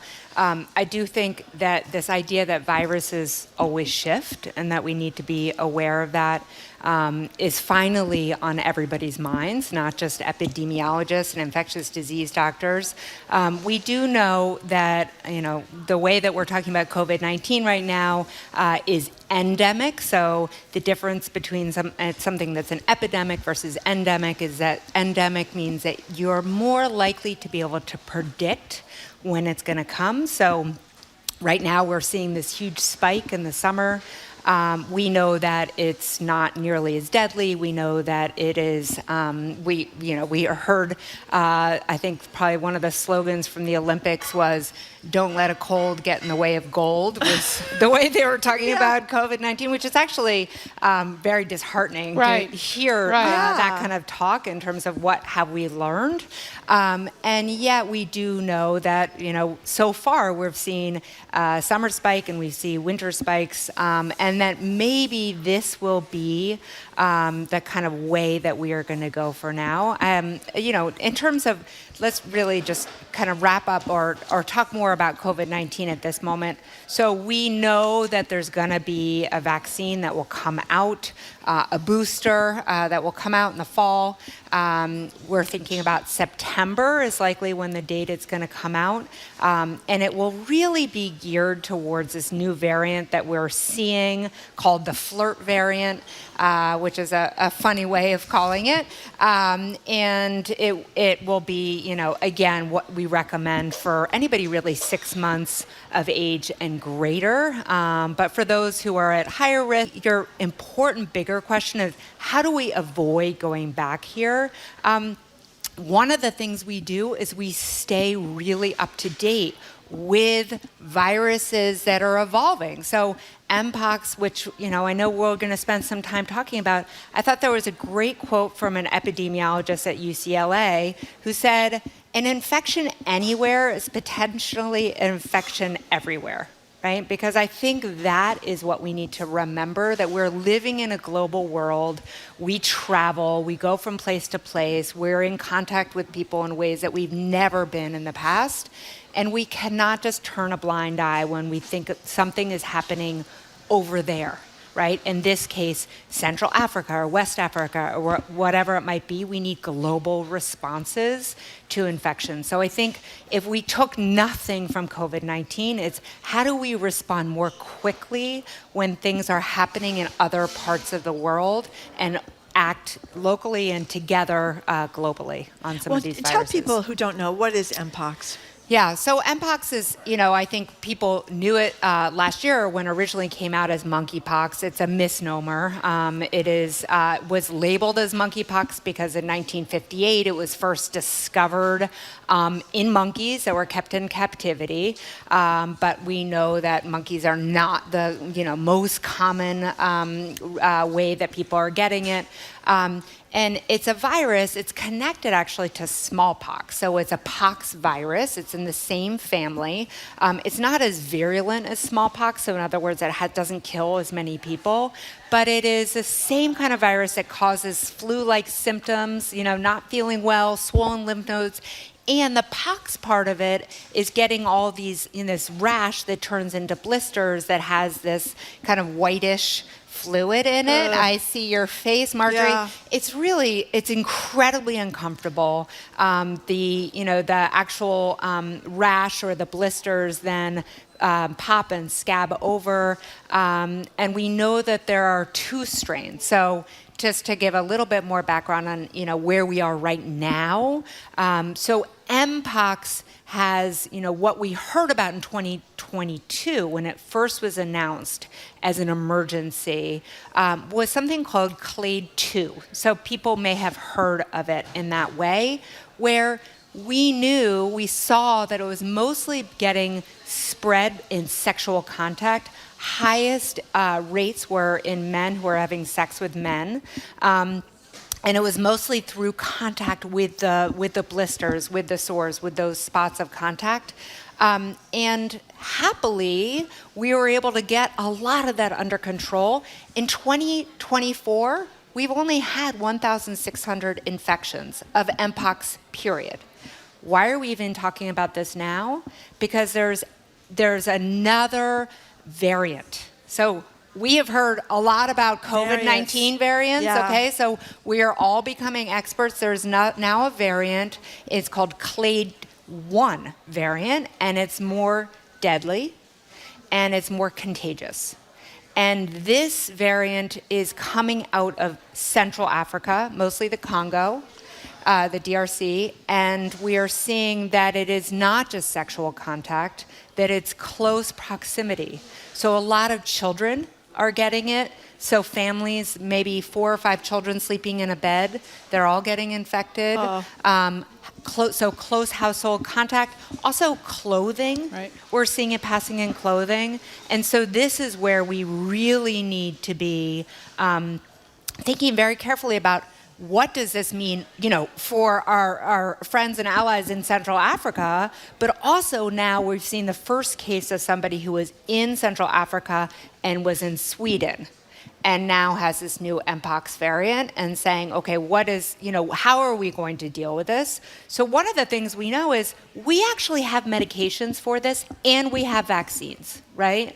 And we had these vaccines, as people may remember, for smallpox, but smallpox was eradicated in the early 70s. So very few people have been vaccinated against smallpox, but now we have these, vaccines happily that will cover a lot of these pox variants. We need to have a lot more of this vaccine made, and we need folks in the Congo to get this vaccine as soon as possible. They're requesting 4 million doses. They have gotten none. Yeah, that's what I wanted to ask you about is the problem. I think that the point you were trying to make was that whenever a country sounds that alarm, we need A, B, C, D. Correct. We should pay a lot of attention to that. There are 2 vaccines. One's called Jynneos, the other's called L16, and they're made. I had never even heard of the pharmaceutical companies that make them, but that could just be because they're in other countries. How do you get the vaccines made in bulk, and then how do you get international cooperation where you can get them to the places they're needed? Well, I think this is the critical question, right? And understanding that international support and groups like WHO need a lot more support and teeth. When they're saying that something's an emergency, folks should be listening to them, and we need to be putting financial support, and all of our scientists need to be online, stopping what they're doing, working together to create more vaccine. We know how to make it. We can make it quickly. I'm not saying, it's like, something that can be done overnight, but recognizing that now we're starting to see other variants of Mpox, and that this one is more deadly and is more transmissible. We cannot just be watching this like a ticker tape on the news, right? It actually needs to be a call to action. And also, educating one another about what it looks like. I know in medicine and at Boston Medical Center, we very readily are giving out the vaccine. We've seen actual cases of Mpox. We've treated it with the medication, the antiviral medication. But it's a matter of awareness with people from all different walks, and also I think using our political voice and our advocacy voice to recognize that this is a priority. We're talking with Dr. Catherine Gergen-Barnett from Boston Medical Center and BU Medical School. So a woman named Lauren Stiller Reichling, if I'm pronouncing it correctly, wrote a piece in the Globe. I guess her husband, she had to rush with her husband to an emergency room in Boston. She said she wasn't identifying it, but they had a big sign that says 75 Francis with Street. a female CEO. Right. Yeah. I was like, So okay, that narrows it down. We brilliantly narrowed it down, Yes. exactly, and said this is the Brigham and Women's Mass General emergency room. But the piece was devastating. It talked about people, sobbing, pacing, bathrooms constantly being full, people throwing up, people incoherent and falling on top of, it just sounded like a hellscape down there. And our own medical ethicist, Art Kaplan, who apparently went to a very nice hospital in Stamford, Connecticut, which is no slouch town there, not in the middle of nowhere, and he had a 9-hour wait in the emergency room. So this is a problem. This is a problem. It is a very, I thought it was a damning op-ed, but also, presented nothing new for those of us who have seen EDs recently. So what I really appreciated about her piece is that she actually gave not just the perspective of her and her husband at the time, but also really thinking about, well, what needs to be different? Right? Because I think those are the best kind of opinion pieces where we have something to hold on to for those who don't think about it all the time. One of which is thinking about how do we actually have more access to urgent care, right? Sort of 24-hour urgent care. How do we make sure that executives, right? I think this was, again, a very pointed statement, but I think it could be said across the board. How do we ensure that executives' pay is tied to the way that emergency rooms are functioning? And the way that I would then take that a step further is patient experience. We get patient experience scores as physicians. We need to look at them.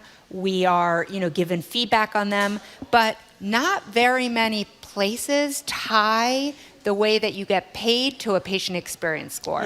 More places are, but certainly not connected to the emergency room. She brought up this great point at the U.S. News and World Report. We have these, everybody looks at U.S. News and World Report. Where are you? Where you land? Where you are in the rankings? EDs are not in there. Emergency room departments are not in there. It's definitely intentional. It's sort of like, as somebody who I write opinion pieces myself, and I was thinking, for a while they weren't like allowing a lot of commentary on, especially COVID-19 pieces, but like those opinions that people put out actually are important, right? That kind of dialogue is really important. And I think it's similarly like we need to be evaluating emergency rooms.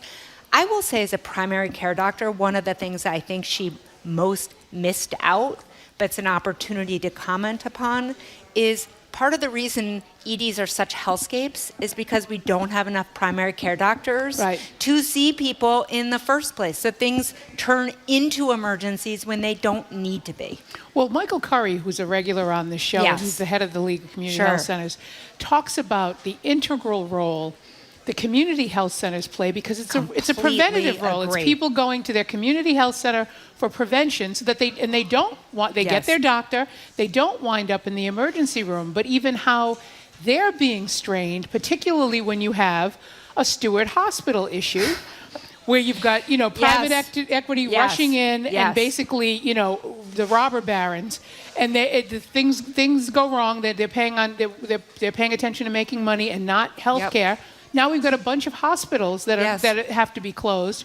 The state is stepping in, but his community health centers will bear some of the brunt of that, which means their resources are going to be stretched. And more people the bottom line is more people are going to end up in the emergency room. And he talks about this all the time. So where's the cognitive dissonance or the disconnect that is causing people to not see what we three and Michael Curry and probably lots of our audience can see so clearly? Well, I think we could probably talk about that all day. I mean, I think, one is the piece on primary care, the fact that we are on the front lines, not only seeing the increased strain in the healthcare system, but folks in primary care are traditionally underpaid, overworked, right? So we have less of a kind of pipeline of people coming in, right? So how do you actually pay primary care folks and, forgive loans for people who want to go into primary care, especially in under-resourced settings, right? So there's that one piece. And then part of it is, that financial, how do you make sure that we stabilize that piece of it?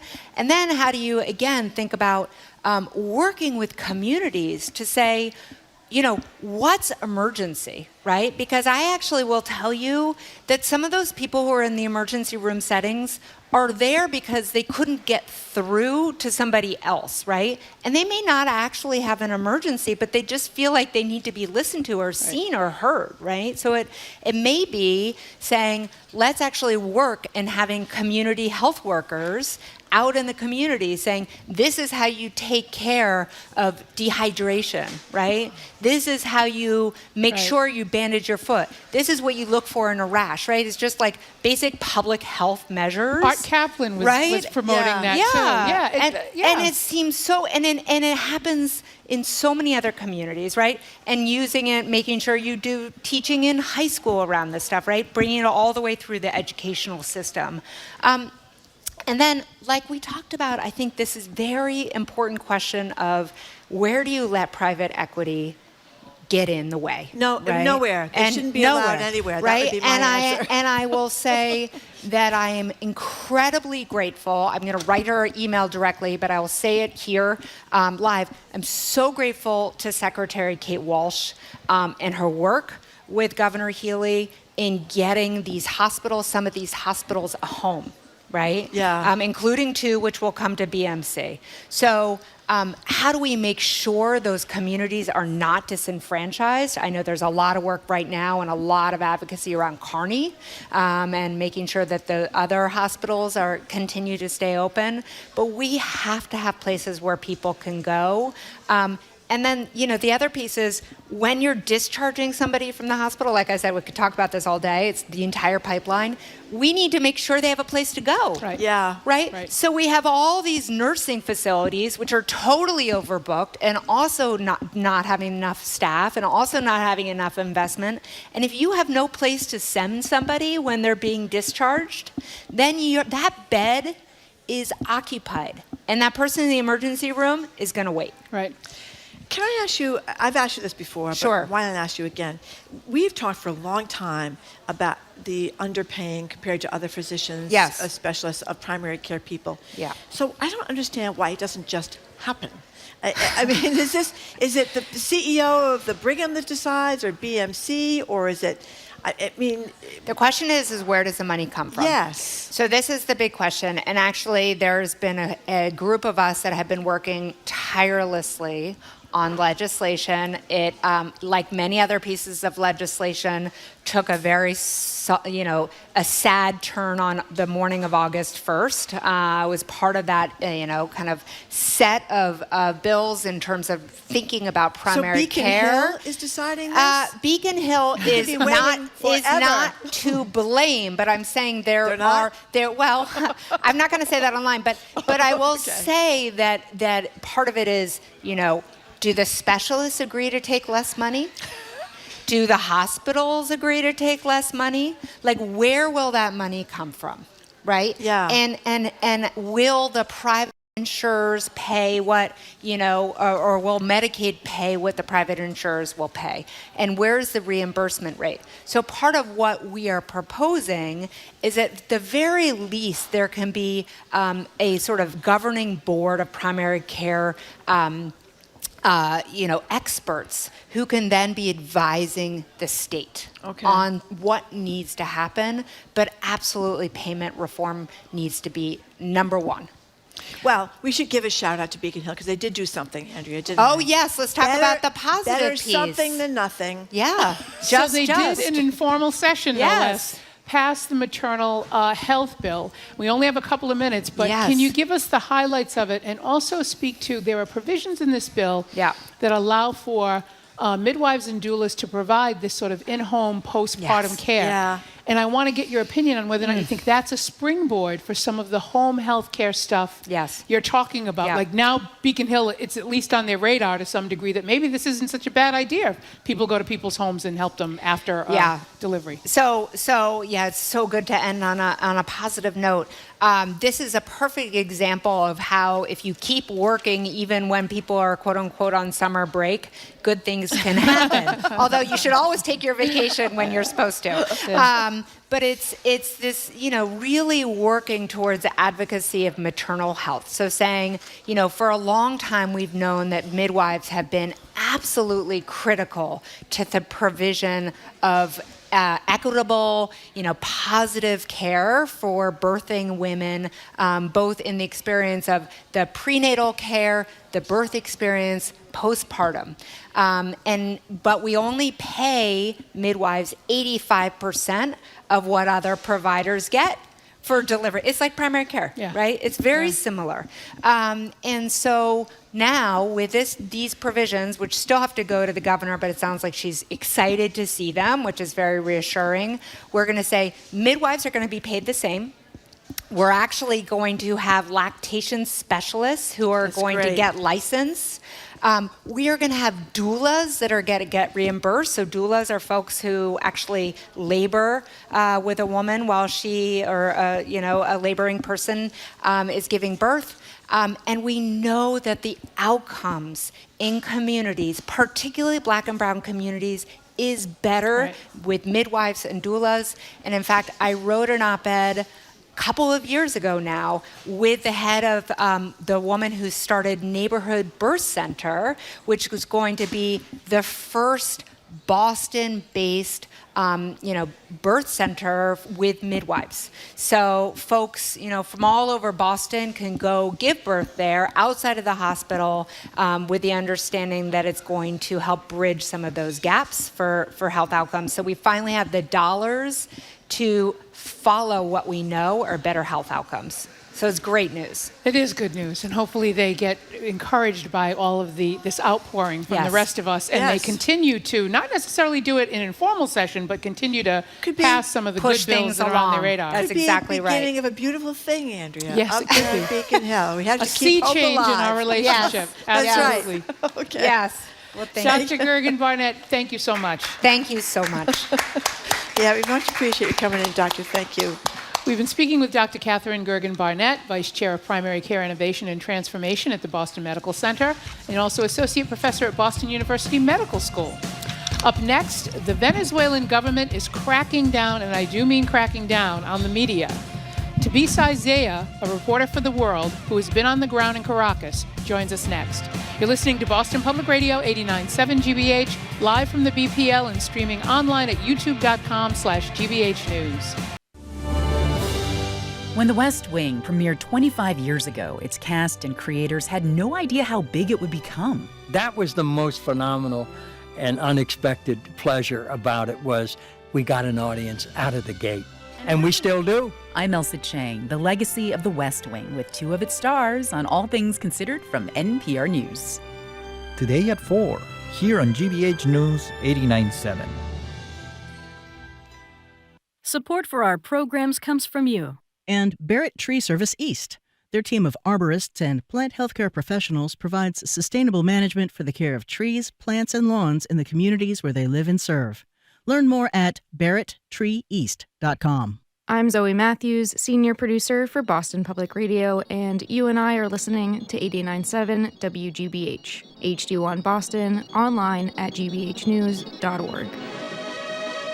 GBH News with NPR. What matters to you? And Comcast Business, committed to providing connectivity for your business with network and cybersecurity solutions. Comcast Business, powering possibilities. Restrictions apply. To learn more, you can call or visit comcastbusiness.com.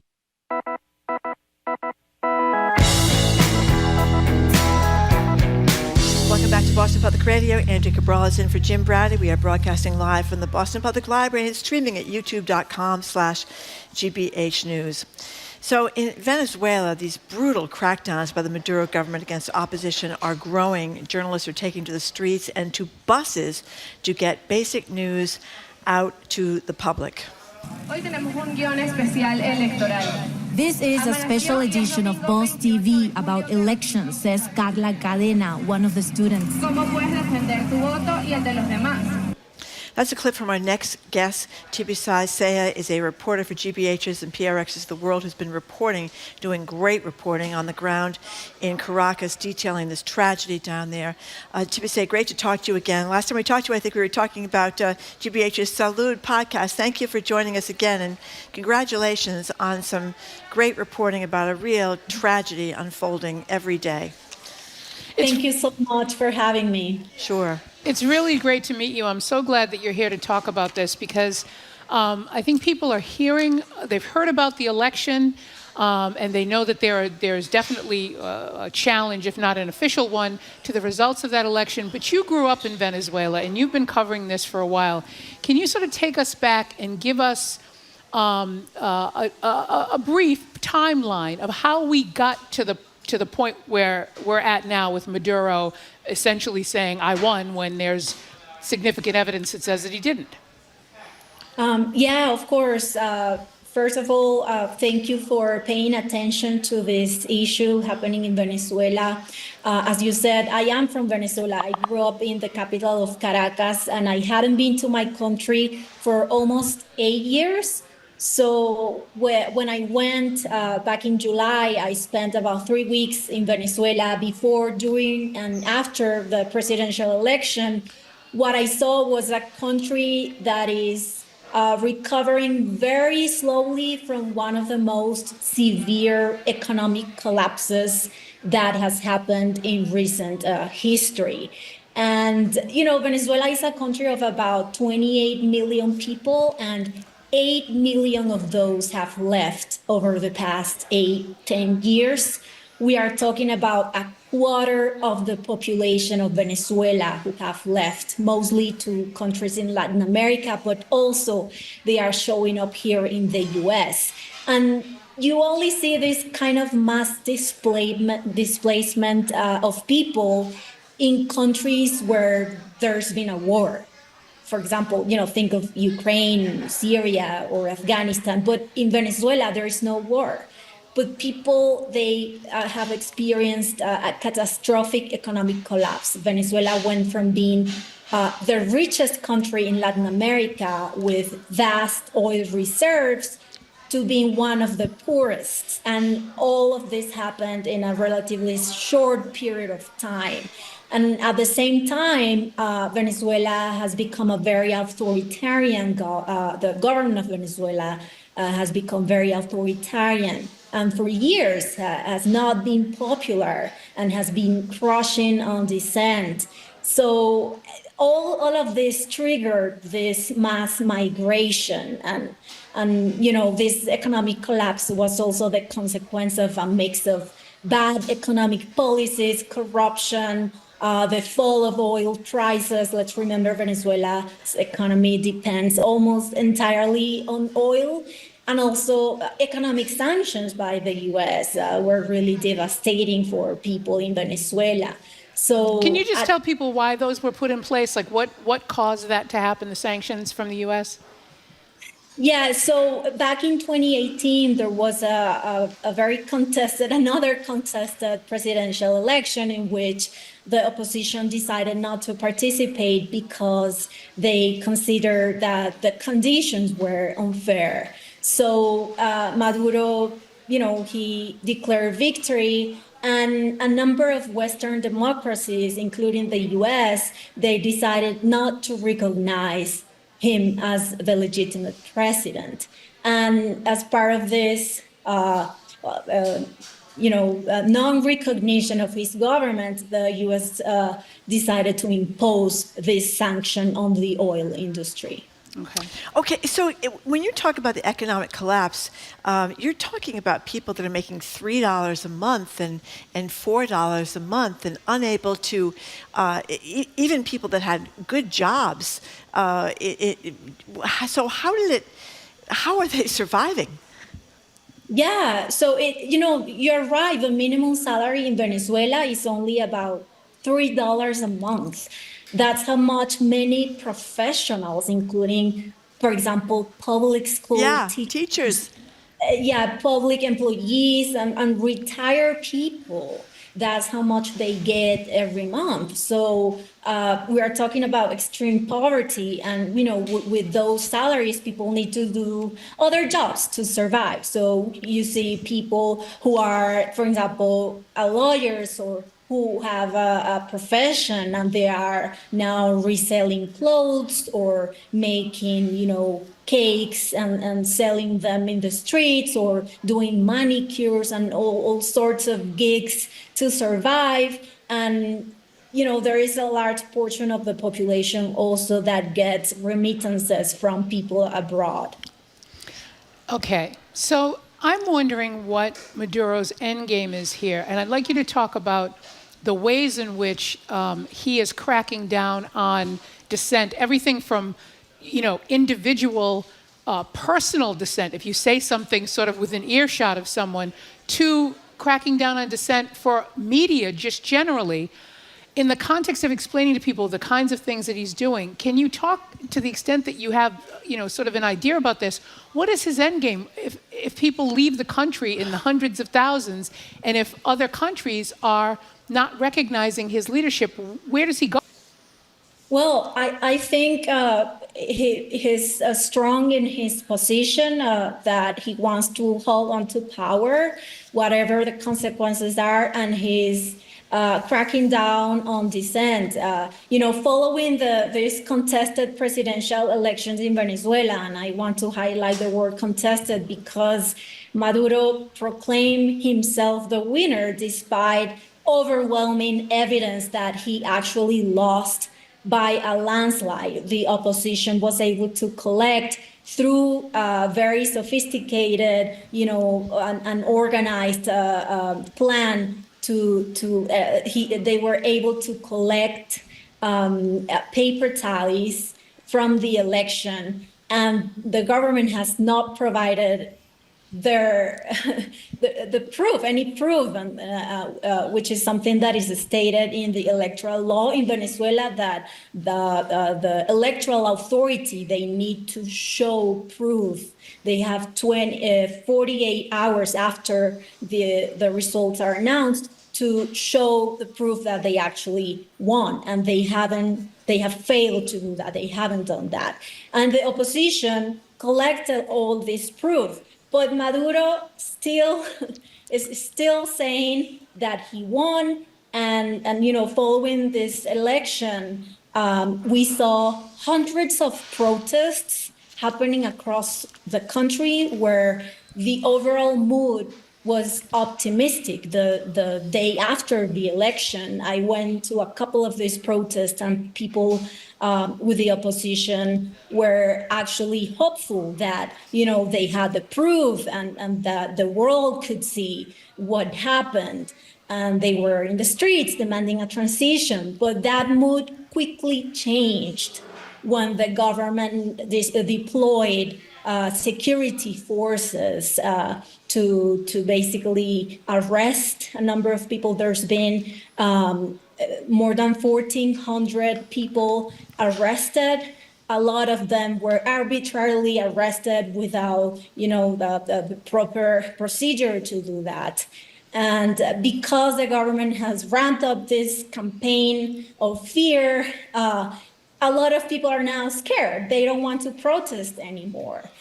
So that is concerning, although I have to say that there have been some protests in Venezuela led by the opposition leader, Maria Corina Machado. There was also a huge protest abroad in more than 300 cities in Europe, in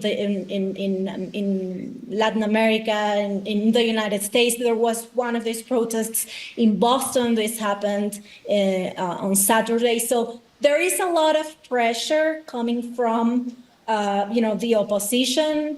There have been also some diplomatic talks between the left countries in the region, which are Brazil, Colombia, and Mexico. But unfortunately, those diplomatic talks haven't resulted in anything and in any change. So people are sort of waiting to see what happens in the next weeks and months. I don't think there is a definitive resolution about who the next president of Venezuela is going to be. Maduro says he is the president and he will maintain the power, but I think many Venezuelans are hoping still for a change between now and January, when the official date for the transition. We're talking to Tibisay Saya. She's a reporter for GBH and PRX's The World, and she's been reporting on the ground in Caracas, Venezuela. We started this by playing a clip from some El Bus TV, and tell people, you've talked a lot about crackdowns in the media. People have been arrested, charged with terrorism. People have been shot at protests. And so I guess some young kids are jumping on these buses to give people information. So tell us about what they do. Yeah, so inside Venezuela, there is a lot of censorship.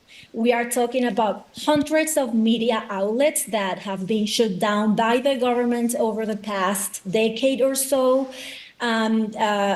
Websites that deliver independent news have been blocked, and people need a VPN to access them. This is something that has been happening even before the presidential election. This was a real problem. And also the government makes pressure on different media outlets, radio stations, TV stations, always warning them, you shouldn't cover this or that, you shouldn't, you shouldn't offer any space to opposition voices. We are not allowed to cover protest or anything that they consider quote unquote violent. So this has been the media landscape in Venezuela for years. So there's been a number of initiatives by creative people, journalists, to bypass this censorship. And one of those is a project called Boss TV, which is basically journalism students that jump on a bus with a microphone in one hand and a script on the other, and they deliver the news on the buses, on public buses, offline. And this is very creative. I jumped on one of these buses. I was able to interview one of them right before the presidential election, and they were actually teaching people how to defend their vote, how to verify their vote at polling machines. That's what they were doing right before the presidential election on board of these buses. And this is also happening in public plazas, in balconies. People are organizing, neighbors are organized to deliver the news. They have been trained by professional journalists. And lately, actually last week, they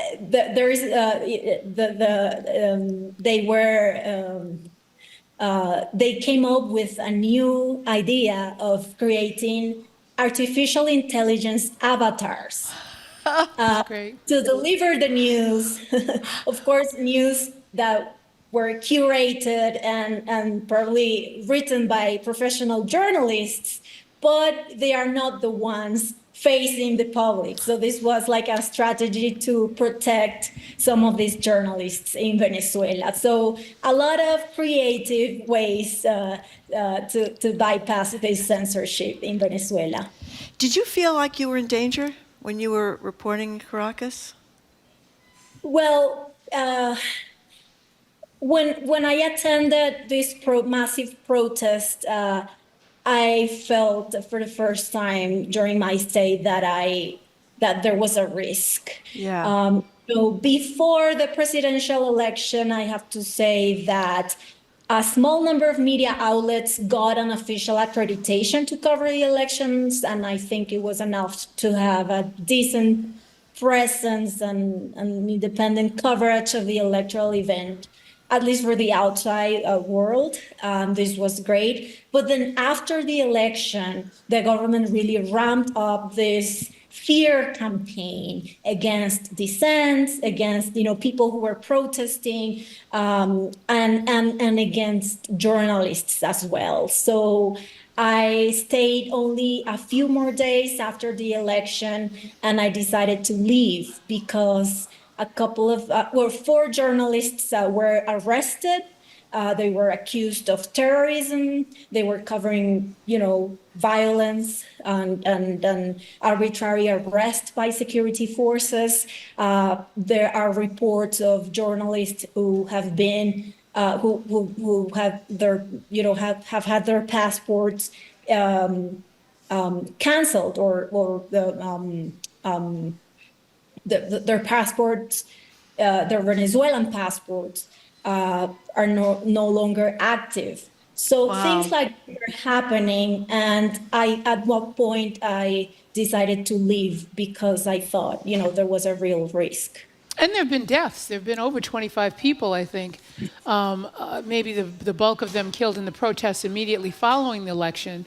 But, Julie Turkowitz has a piece in the New York Times. She talks about a young man by the name of Jason Gabriel España, who was 18, and the friends and family that were at his funeral mourning, he was so excited he felt hopeful, was so excited to be able to vote in the election. He votes for the first time, and as the story points out, and for the last time, because he then joined the protests when Maduro claimed victory, and he was shot and killed. So I'm wondering about, the optics of that and the internal pressure, what you think it's going to take to move Maduro out, and whether or not you think it's even possible at this point, or if you think there might be a perfect storm of internal pressure and then outside countries sort of putting pressure on him. You think it's possible? I think it's possible. A lot of Venezuelans are hopeful, but there is one huge barrier to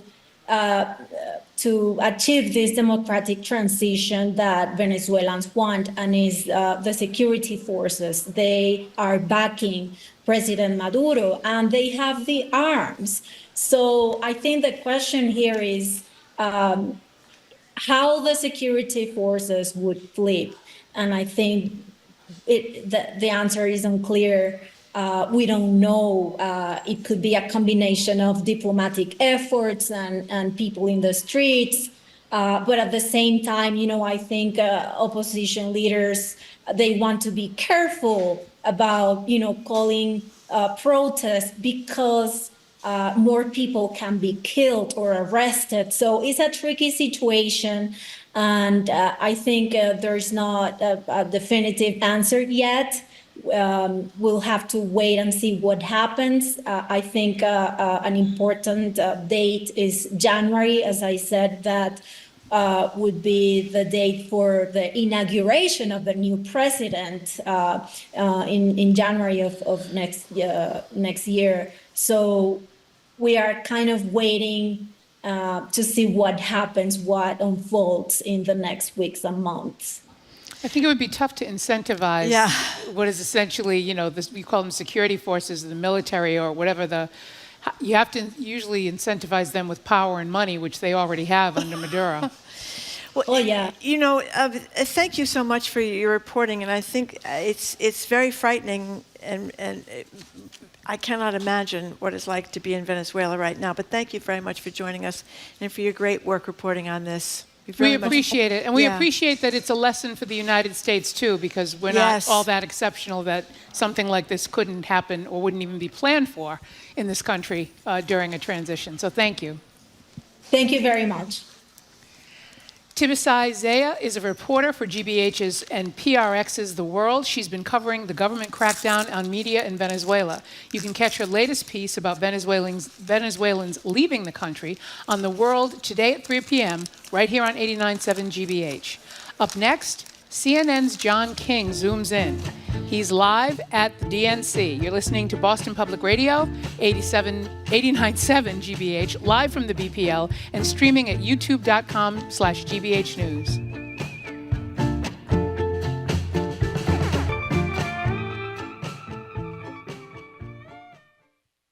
Did your car take its last family road trip this summer?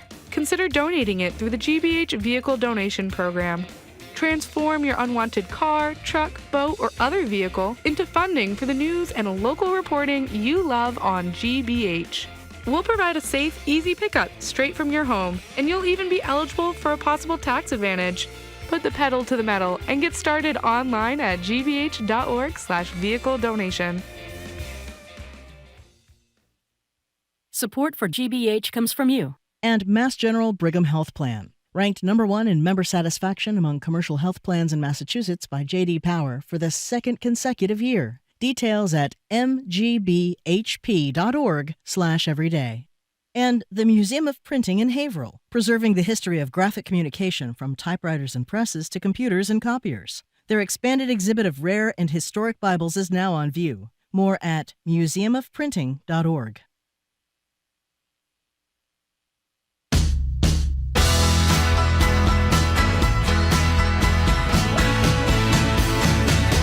Welcome back to Boston Public Radio.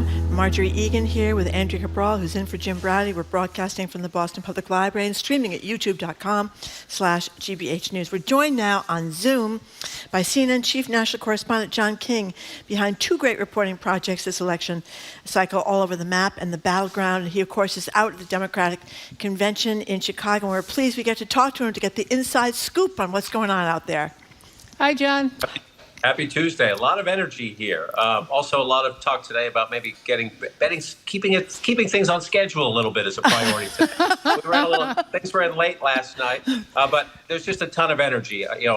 We talked about this with Jim and Marjorie last Tuesday about my travels in the country and feeling the Democratic energy. You feel it in the convention hall here. They see the fact that they have a great opportunity. Doesn't mean they have a win, but they have a great opportunity. Well, that's exactly what we want you to tell us, because you're our eyes and ears on the ground there. So what have you been seeing, both in terms of talking with delegates and getting their feedback, seeing the speakers? You see any rising stars? What are you seeing with regard to the protests? Are they meeting your expectations, exceeding them in terms of size and sort of ferocity? Give us the lay of the land.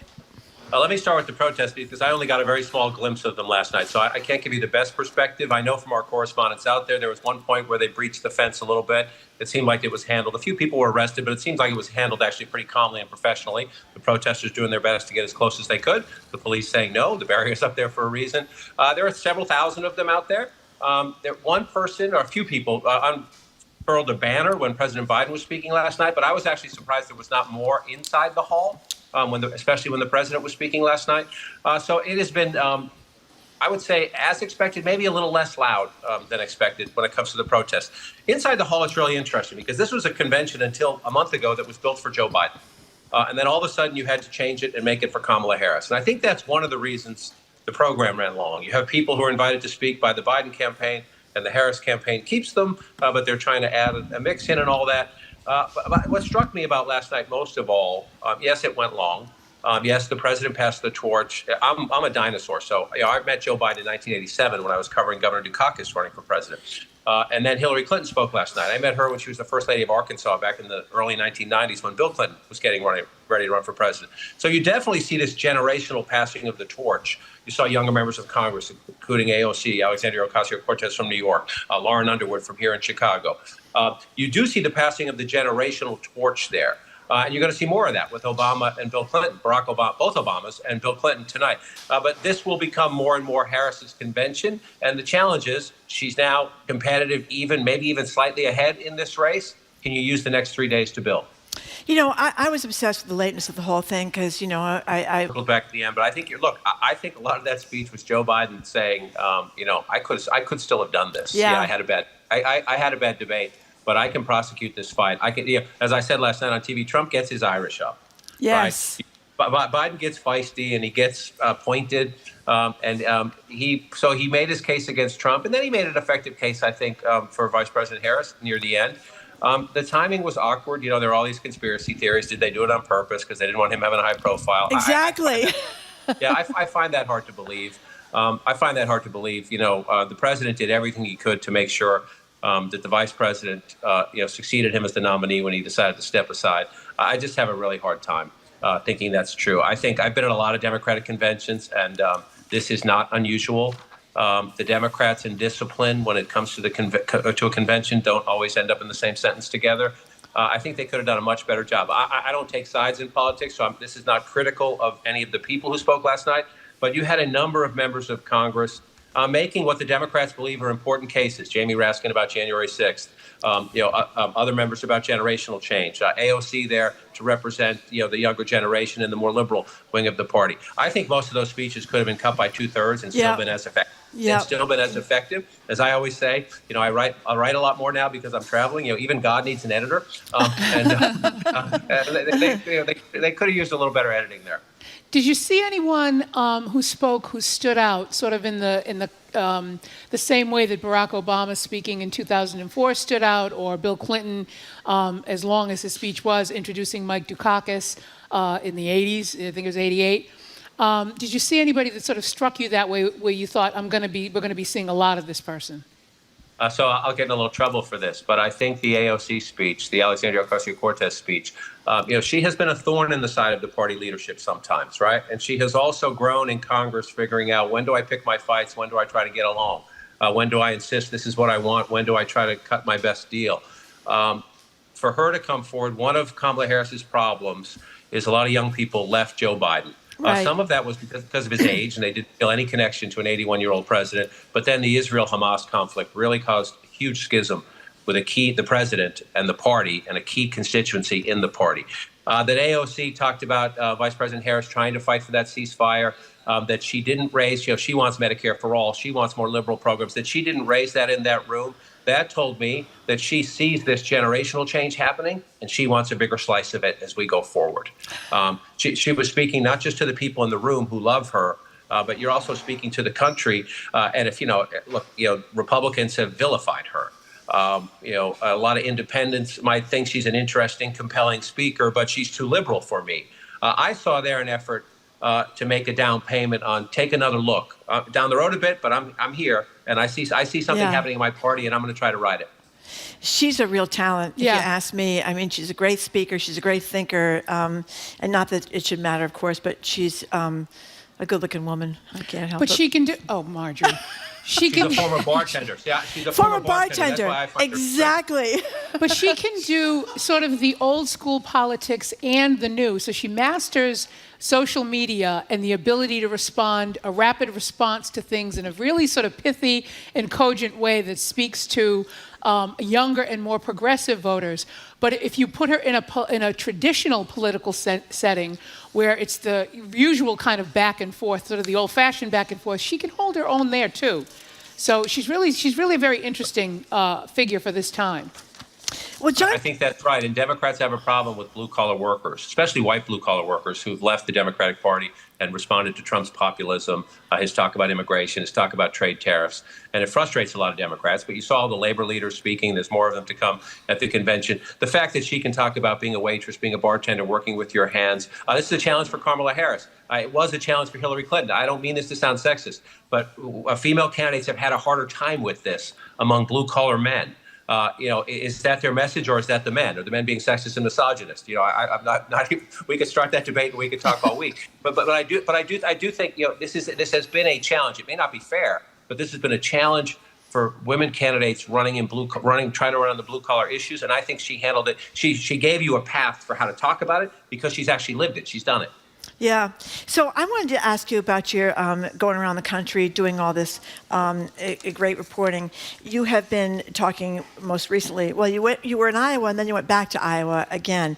So here's a little sound from your recent reporting in Iowa with these 3 Trump supporters: Sharon Ebersole, Chris Mudd, and Betsy Sarcone. Is that how you say her name? Weighing in. Sarcone. Okay, Sarcone. Excuse me. Weighing in on the race. Here we go. I think it's an easy Trump choice. The policies that have been put in place in the Harris-Biden administration, they hurt the people in Middle America the most. I think he spends too much time bashing and complaining. I don't know. I think he'll catch his stride, and I think that he will get back on his horse. I can't vote for the status quo, and I was absolutely better off during Donald Trump's presidency than I am today. What cracked me up here is that this Mudd guy is a solar panel guy, and Donald Trump doesn't like solar panels or wind farms or electric cars or any of that stuff, but that doesn't bother him. And he admits that he's done really well with the Biden administration's policies on clean energy. And the other person is a farmer. You elaborate on what these people, who they are. Well, they're all interesting. Chris Mudd is our most ardent Trump supporter. We've been back to these voters several times. They were our first group a year ago when the first question was, can Trump be beat in the primaries and the caucuses? And obviously the answer was no. So we wanted to go back to get their take on this new race with Vice President Harris now the candidate, not President Biden. And number one, they're all going to vote for Trump. Betsy Sarcone was a Haley voter. Shannon Ebersole was a Haley voter. They have huge problems with Trump's character and how he conducts himself, his caustic, his toxic tone. One is a rural farmer, one is a suburban mom. But they're Republicans. And it's a reminder that Iowa is different. Iowa is different than the Pennsylvania suburbs. You just have more moderate voters who are open to at least thinking about Harris, right? And that's, can she win the suburbs in America? If she's going to win Pennsylvania and Arizona and Georgia and Michigan and Wisconsin, she's going to have to win over some Haley voters or moderate-type Republicans, independents who vote Republican sometimes. Iowa's more of a red state, and that's what we wanted to get the reminder there. But you're right. Chris Mudd's business has boomed, in part because of the Biden administration clean energy. He says he can survive it, and he's willing to take the hit if he takes a hit, because he wants Trump back for business regulation policies and for immigration policies. Betsy Sarcone was more interesting because she told us a year ago she would vote for Biden if it were Trump Biden. But when talking about Harris, she used the term way left, woke. You're in a part of the country where they tend to watch more Fox News. They tend to listen more in the conservative radio ecosphere. And they have a view of the vice president that is a problem for her, whether it's fair or not. They think of her as far left of Joe Biden. They were willing to think about Joe Biden, some of them, because they viewed him as more centrist. They don't view her that way. Again, that's a challenge. She's mostly talking to the room. She needs to excite Democrats. She needs to get black turnout to be off the charts. She needs suburban women to come to her hugely. But you are speaking to the country, and in elections so close, part of the challenge for the vice president is rally the faithful, but try to get one or two of those people out there who think you're woke, who think you're far too left, to say, maybe I'll do a little more homework.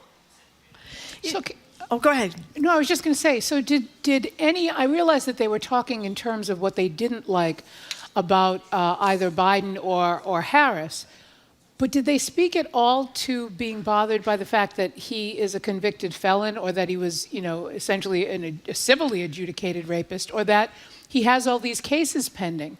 Or is it because they're in this ecosystem, they're not getting any news except Fox, and Fox is, underreporting or not reporting it? I think it's mostly the latter, where they either discount, in some cases dismiss the charges against Trump, say that they agree with Trump, at least to a large degree, that they're out to get him, that these things are trumped up. I will also say, though, that people have become, like Trump in many ways, transactional. They're disaffected with politics. They don't think Washington is going to do much. But Shannon Ebersole, for example, runs a small family cattle farm. All around her, these giant agribusiness corporate farms.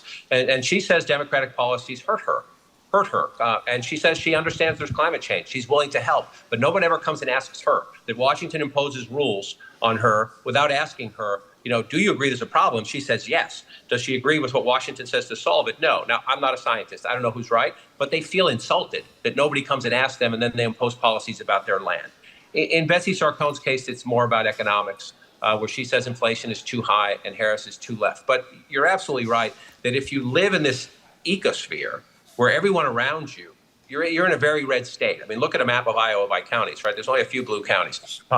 And if everyone around you is talking that way, it seeps into the bloodstream. It just does. So to get the policies they want, they're willing to accept a lot of things from Trump that I think 10 or 15 years ago would have just been no way. You know what I always wonder, John?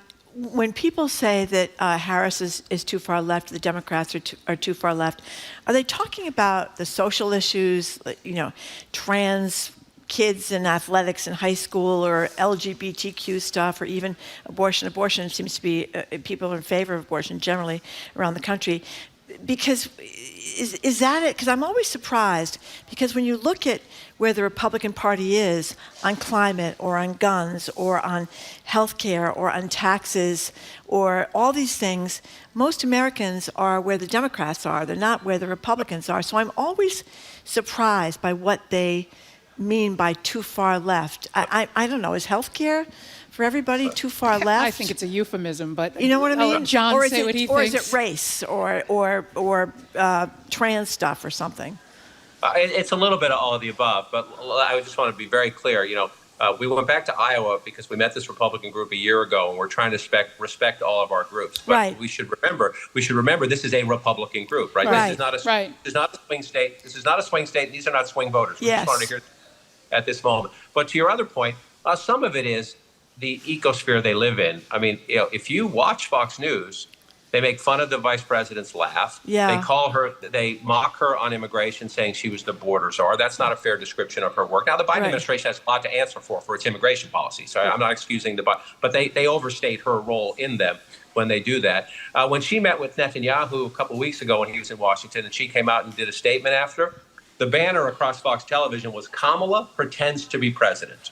That's what they had on the screen. Right. And so imagine 4 years of that. Right. Yeah. Even if you're watching it, even if you're somebody who rolls their eyes at it and says, "Oh my God, here they go again," it sinks in after a while. It just does. No, if that's what you're seeing every day. Okay, so I guess I was going to say let's put that part of it aside, but I guess maybe you really can't put it aside. I was going to sort of focus on, did you get a sense from any of them that they know what's in the Inflation Reduction Act? That they know, like apart from how they feel about Biden or Harris, that they know that inflation is at its lowest point that it's been in years. It's at 2.9 or something like that. Or prescription drugs. Or prescription drugs. Or they know what's in the Infrastructure Act that has helped Middle America, that has brought jobs. Is there any connection between, or is there any evidence that you saw that they know that there are some things that have worked for the country, but they're making a different decision?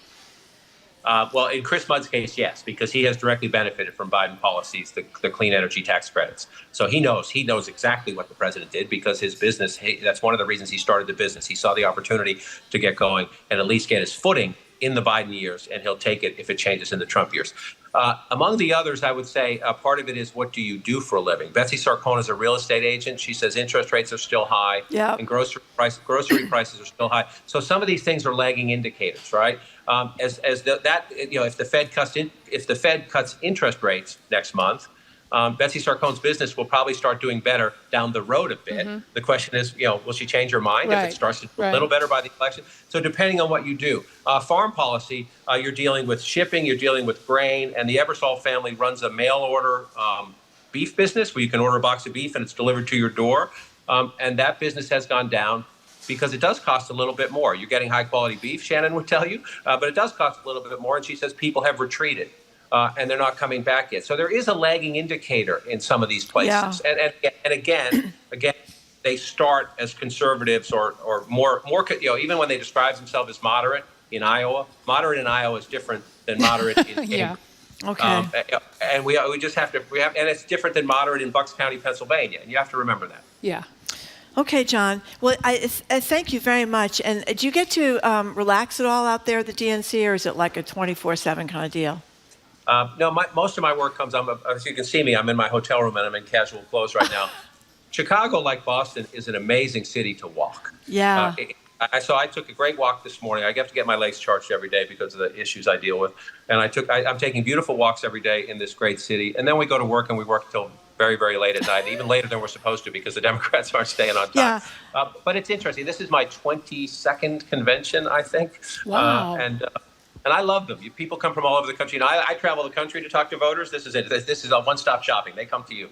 Now, they're the true believers, but these are the people who, set up the tables at the bake stands and knock on doors and are volunteers. And I will tell you, 78 days to the election. It is incredibly competitive right now, but it is night and day from where we were a month ago.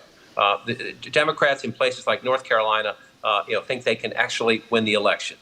Democrats think they can do things down ballot that they were going to get wiped out at a month ago. Is that what's going to happen? We got a few more Tuesdays between now and then. We'll see how it goes. But that, to me, as we go forward in this convention, is the vice president has an amazing opportunity.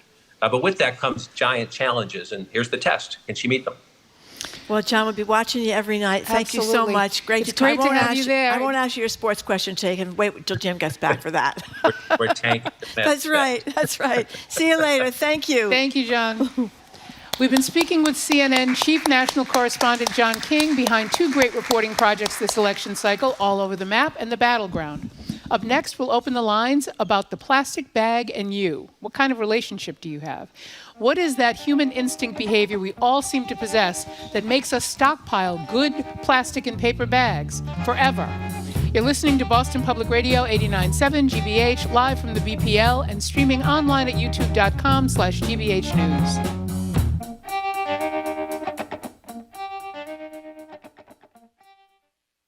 I'm Jared Bowen. Coming up on The Culture Show, a new documentary humanizes hip-hop icon Russell Tyrone Jones, a.k.a. Old Dirty Bastard, a founding member of the Wu-Tang Clan. Director Jason Pollard joins us to talk about the access he had to make his film. That and more on The Culture Show today at 2 on 89.7 GBH.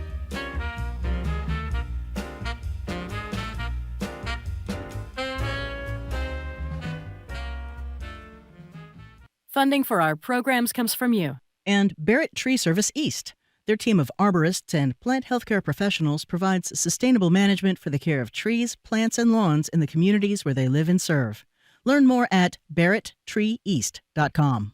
And Rockland Trust Bank, dedicated to providing advice and support to the community for over 115 years. More at rocklandtrust.com. Rockland Trust Bank, where each relationship matters. Member FDIC.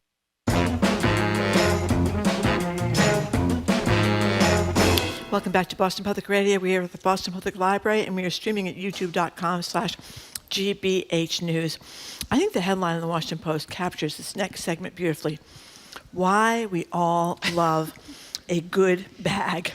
Why do we all, or most of us anyway, have an entire kitchen cabinet dedicated to bags we just can't let go of? The plastic bags, the paper bags, the gift bags. I mean, you go over to somebody who's maybe just passed away. This is a story from somebody I heard over the weekend. Their grandmother died. They went to clean out her house. She had hundreds of gift bags in these little boxes. She had enough gift bags to last if she lived to be 250 years old, and she had a whole section of her closet devoted to them.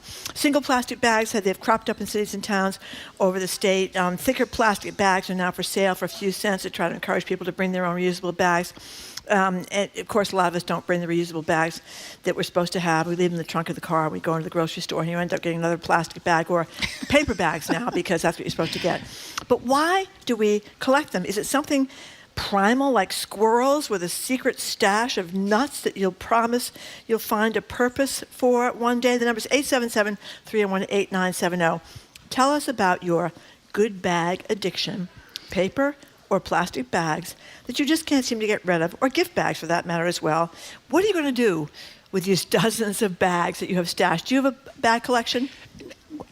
To some degree, enough so that it's sort of, you could call it, a collection, sort of just the saving of them. The double, I shop at Roach Brothers, so, the double paper bags that you get. And then Roach Brothers also has plastic bags made from recycled materials, but the bags themselves are not recyclable, so they end up going in the regular trash. But it is really funny, and if you're the child of a parent who has passed away and you go to clean out the house afterwards, you absolutely will come across a drawer or several drawers or a cabinet or a closet that is, filled with these bags, depending on, how many of them your parents saved. But it is kind of funny. It's almost as though we expect somebody to burst through our front door at any moment and say, your luggage has been stolen and you have to move right now. That's and right. that's why you have all those bags, so you can fill them all up and then you can move out of your house, on a moment's notice. I don't really know why we keep the plastic ones. I understand the gift bags. In fact, that gift bag collection is probably pretty extensive. Your friend's grandmother. But the plastic ones, and sometimes to some degree, even the paper ones. Oh yeah, I got tons of those. Everybody does it. I have a cabinet in my kitchen. By the way, the number is 877-301-8970 if you want to call and text and ask yourself and tell us why you're hoarding all these bags. In the cabinets in my kitchen, I have a whole top kitchen cabinet, I would say 2 by 3 feet, that is full of big plastic bags, like if you go to someplace fancy like Crate and Barrel, they give you these really nice bags, or you go to Target and you get bags. Those are all up there. Then over in the floor of the kitchen, I am ready, man. I have got at least 20 paper bags from either the Star Market or Whole Foods or Trader Joe's or somewhere. Plus, on the newels on top of the banisters in my kitchen, I don't know how many of the bags you buy. What do you call the bags you buy? You get them at the store. Reusable bags. Yeah. I could have about 30 of those, man. I got newels on every place. Newels here. I got the bags. I thought about the other day, why can't I throw any of these out? Why You can't might I just get be a rid hoarder. of these? I mean, it's possible Maybe that you're I a am. I hoarder. don't hoard other things, though. It's just bags. The you bags. just have this fanatic thing with bags. That's right. Well, we also want to know if people are repurposing them. If people keep them, they don't necessarily throw them away. Are you finding other uses for them? We were talking about, the produce bags when you go to wherever you buy your produce and you put, your grapes or your tomatoes in a bag, those thin plastic bags that are really annoying. Yep. And are also like a choking hazard for little kids. That's right. People use those for poop bags. That's right. But then they just end up filling a non-recyclable bag with poop and throwing that in the garbage. Which is bad. Well, you got to do something with it. So anyway, what do you think about this? Why do we do this? And you really need to use those reusable bags. Yeah, you really need to use them. That's what's from CNN. According to a UNEP report, a cotton bag needs to be used 50 to 150 times to have less impact on the climate compared with one single-use bag. Okay. But as Jamie was saying, he goes into the market and forgets the bag, and so he buys another one. You forget them. And then you put That's that one right. in the trunk, and then you forget that one, and you buy another one. That's why people aren't reusing them. So I have about 30 reusable bags, which I routinely forget to take with me. So I'll have to live to be 1,560 years old. Well, you can just leave them in your will to somebody. That's right. I'm sure my children would love all my bags. Right. Dee and Ashlyn says she keeps hers because you never know when you're going to need one. That's right. You never know when you're going to need one. Elise from New Hampshire, what's up with you and the bags? Okay, Marjorie, I love this because the other day I pulled out of my closet upstairs. I have a ton of them in a bag. A bag that I got in Germany, and I lived there from 1983 to 1991. And I used this bag for something. It was a bigger than normal size bag with a cute pattern on it. Uh-huh. And when I was done, I folded it back up and put it in the closet to use again. It's like part of my history. I know it's ridiculous. Well, I mean, that's kind of got a good story to it anyway. Right, and that was an attachment. You had an attachment to that bag. Yes. But I also collect paper bags in the kitchen. I mean, these are good bags. And my mother was a depression baby. So she taught me all these tricks that I have to live with. But I also carry a very cool flat-bottomed plastic bag with me, like a carry-all bag, everywhere I go. So, but sometimes I don't bring it into the store. So I go out of the store with things in my hand, and then I go in my car and I dump it in the bag. I think we're all living for that one day. Thank you for the call, Elise. We're all living for that one day where that bag is exactly what we need in that moment, and then we'll all be vindicated for having saved hundreds of thousands of them over the years. Amy from Wickford, Rhode Island says, I save every single bag and reuse it as much as possible. I reuse gift bags. Part of it is because I am frugal, but the primary reason now is not to be wasteful and to limit the amount of waste I produce, especially plastic waste. However, my family thinks I'm absolutely nuts. So there you go. I agree with Aaron from Lakeville. He says, I find plastic bags are good for throwing away things like fish parts, which will start to smell if they're not in their own bag. Also good for scooping cat litter. I have to say, I no longer have my 2 cats. They both passed away, but that was a big part of the reason I had a lot of plastic bags. They are perfect for cat litter. Yeah, a lot of people are saying that's a big use for them. Gail from Newton, what are you doing with all the bags? Hi, Gail. Hi. So I'm sitting here hysterical because it's such a funny subject that only comes up for every year for the last 50 years. But I save bags because I save the bags from the supermarkets that we get our, my vegetables in, and those become my trash bags, much like the guy who set the fish bones. So I use those for my garbage. There's only me, so I put that in there, and every couple days I throw it out. And then separately, I have a whole stash of grocery bags, which are very important because I put my trash in my grocery bag. Oh, okay. So although it sounds like I'm an absolute hoarder, I got a bag of things here and classes of this, I save them because I use them. So I think it's important to use them, and still, I love when you said, I think you said about 10 minutes ago, how do you feel about plastic bags? And my response to myself was, I love plastic bags.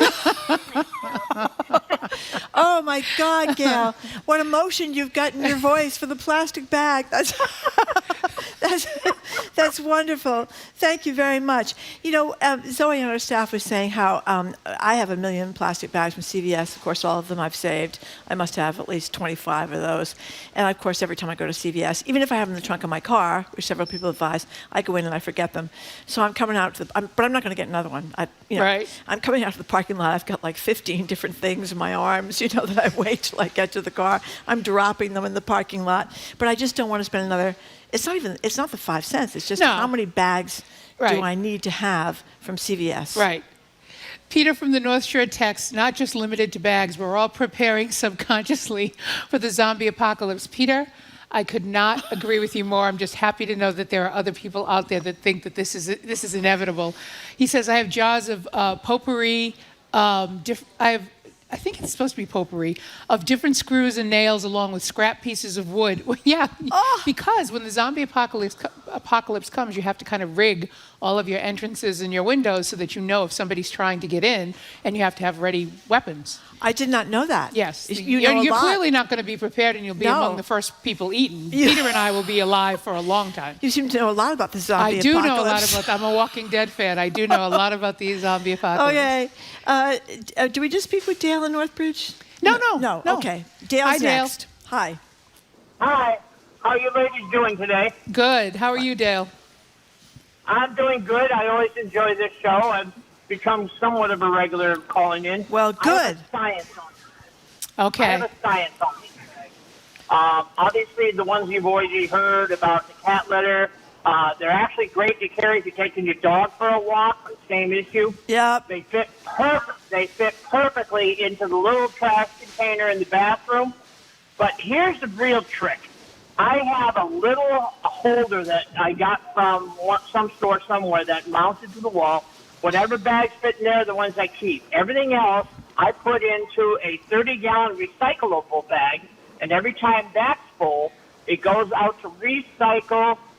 For every 500 pounds of bags, they make a park bench, so it doesn't go back into the for trash. Oh, I didn't know that. I didn't know that either, but that's a good thing to know. Yeah, you're in Northbridge, and you just take them. Your recycling place there just takes those bags? No, I actually take them up to a senior center that collects them. Oh, I see. And then when the bags are done, they make benches for the senior center area. Wow. And it's not just the plastic bags from the grocery store. They will take any plastic bag. If your dog food's in a plastic bag, they take all of it. They shred it, they melt it, and they make these nice green park benches. Wow. Dale you're a has it fountain of not. information. Yeah, Dale. Thank you very much, Dale, for calling. I appreciate it. Now listen to this. Plastic bags are gold. I use them for packing shoes when traveling, lining waste baskets, and a deep feeling of security. Really? You think that's got something to it? It makes me feel secure that we have 157 different kinds of bags.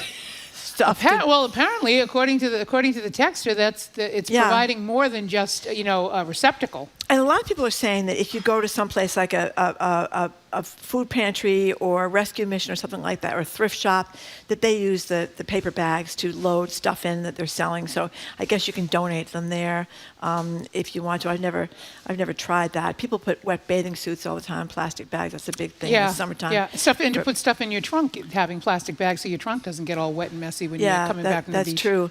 We have a big thing going on with bags here. Clearly. No, I'm amazed at the number of people texting and the number of people calling in.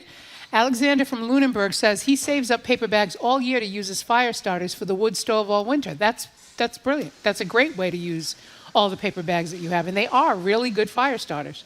Okay. Melissa in Cambridge is saying, better to avoid collecting bags in the first place. Every bag ends up in a landfill or worse in the ocean. Yeah. I'm not humorless. But I think she means it's not a funny topic, I'm afraid. No, but I think that's true. I worry about that. The number of, somehow keeping them in my house means I'm not putting them in the trash. And so they're not going into a landfill, even though I know ultimately that's where they're all going to go, because at some point I'm going to throw them away. Yeah, and they also talk about that really paper bags are not great. I thought they were better than plastic bags. They're saying they take so many trees and so many chemicals to make them that they're not great either. The HDPE or the LDPE plastic bags are supposed to be better. That could be. I mean, I've stopped using, I use bamboo paper towels and bamboo toilet paper now so that, it cuts down on the tree stuff. Yeah. I don't like the bamboo toilet paper. They're really good. No, the products are really good. They're more expensive, but they're really good. You want to talk to Lauren in Boston? Yes, but before I talk to Lauren in Boston, I want to say that there's apparently a book called Plastic, A Toxic Love Story that talks about these single-use plastic bags that we're not supposed to use anymore as a technological marvel, incredibly lightweight, waterproof, and they can hold something 1,000 times their weight. The little engine that could, Andrea. But ultimately they will kill us all. They will kill us all. Lauren in Boston, thank you for calling. Hi, girls. Hi. So I don't know if I didn't catch the beginning of this because I was actually working, and then I caught snippets of it. So if I'm off the mark, you just let me know. But what I did hear was the whole bag discussion piece, and I am so disappointed in both of you, as much as I adore both of you. And I'm far from a saint. But it is so easy to bring a bag in the store. I've been doing it for probably 30 years, maybe 35 years. Right. And it's just a new habit. So you throw like 4 in the car, buy 4, or you maybe already have 4, but have 4 or so. And then you always have one in the car, and maybe you have 1 or 2 in the house because you brought the groceries in. But then even if you walk in the grocery store and you forget your bag, then just walk out and get your bag. But once you're in the store, it's like, no, I'm in the store and I'm not leaving until I get my groceries. But Lauren, you're right. I mean, you should put them in the car and you should take them in. She is right. But you forget them, and then you are in a crowded shopping line, and the clerk has got all the stuff lined up and the thing, and you don't have your bag, and then you can't really run out to the car unless you were like a sprinter from the Olympics or something, because your car is too far away to get your bags. I mean, I think the intention is there, right? But people just forget. But you have to be I think what she's saying is you have to be focused on it. So it's a habit that you literally have to develop. So if you're used to just jumping out of the car, running into the store, getting your stuff, then you get in line and you forget, you're going to keep doing that and keep doing that. I think she's suggesting that you have to retrain your mind. Well, you do. Is that close, Lauren? Is that close to what you were trying to say to people? Right. So both of you ladies are so intelligent, and you've developed a bunch of other habits in your lifetime.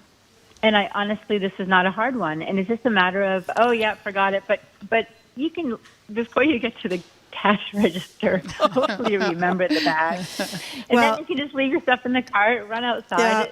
Yeah. It's not hard. But it's developing habits. I think if we do it for 21 days, it becomes a new habit. That's right. It's supposed to be 21 days. Something like that. You know what grocery stores could do, though? I mean, they probably Refuse to wouldn't let you no, come no, no. in. Just put a sign on the outside of the doors. Do you forget remember your your bag. grocery bag? So at least you're not out of the parking lot yet, or you're not inside the store yet. Yep.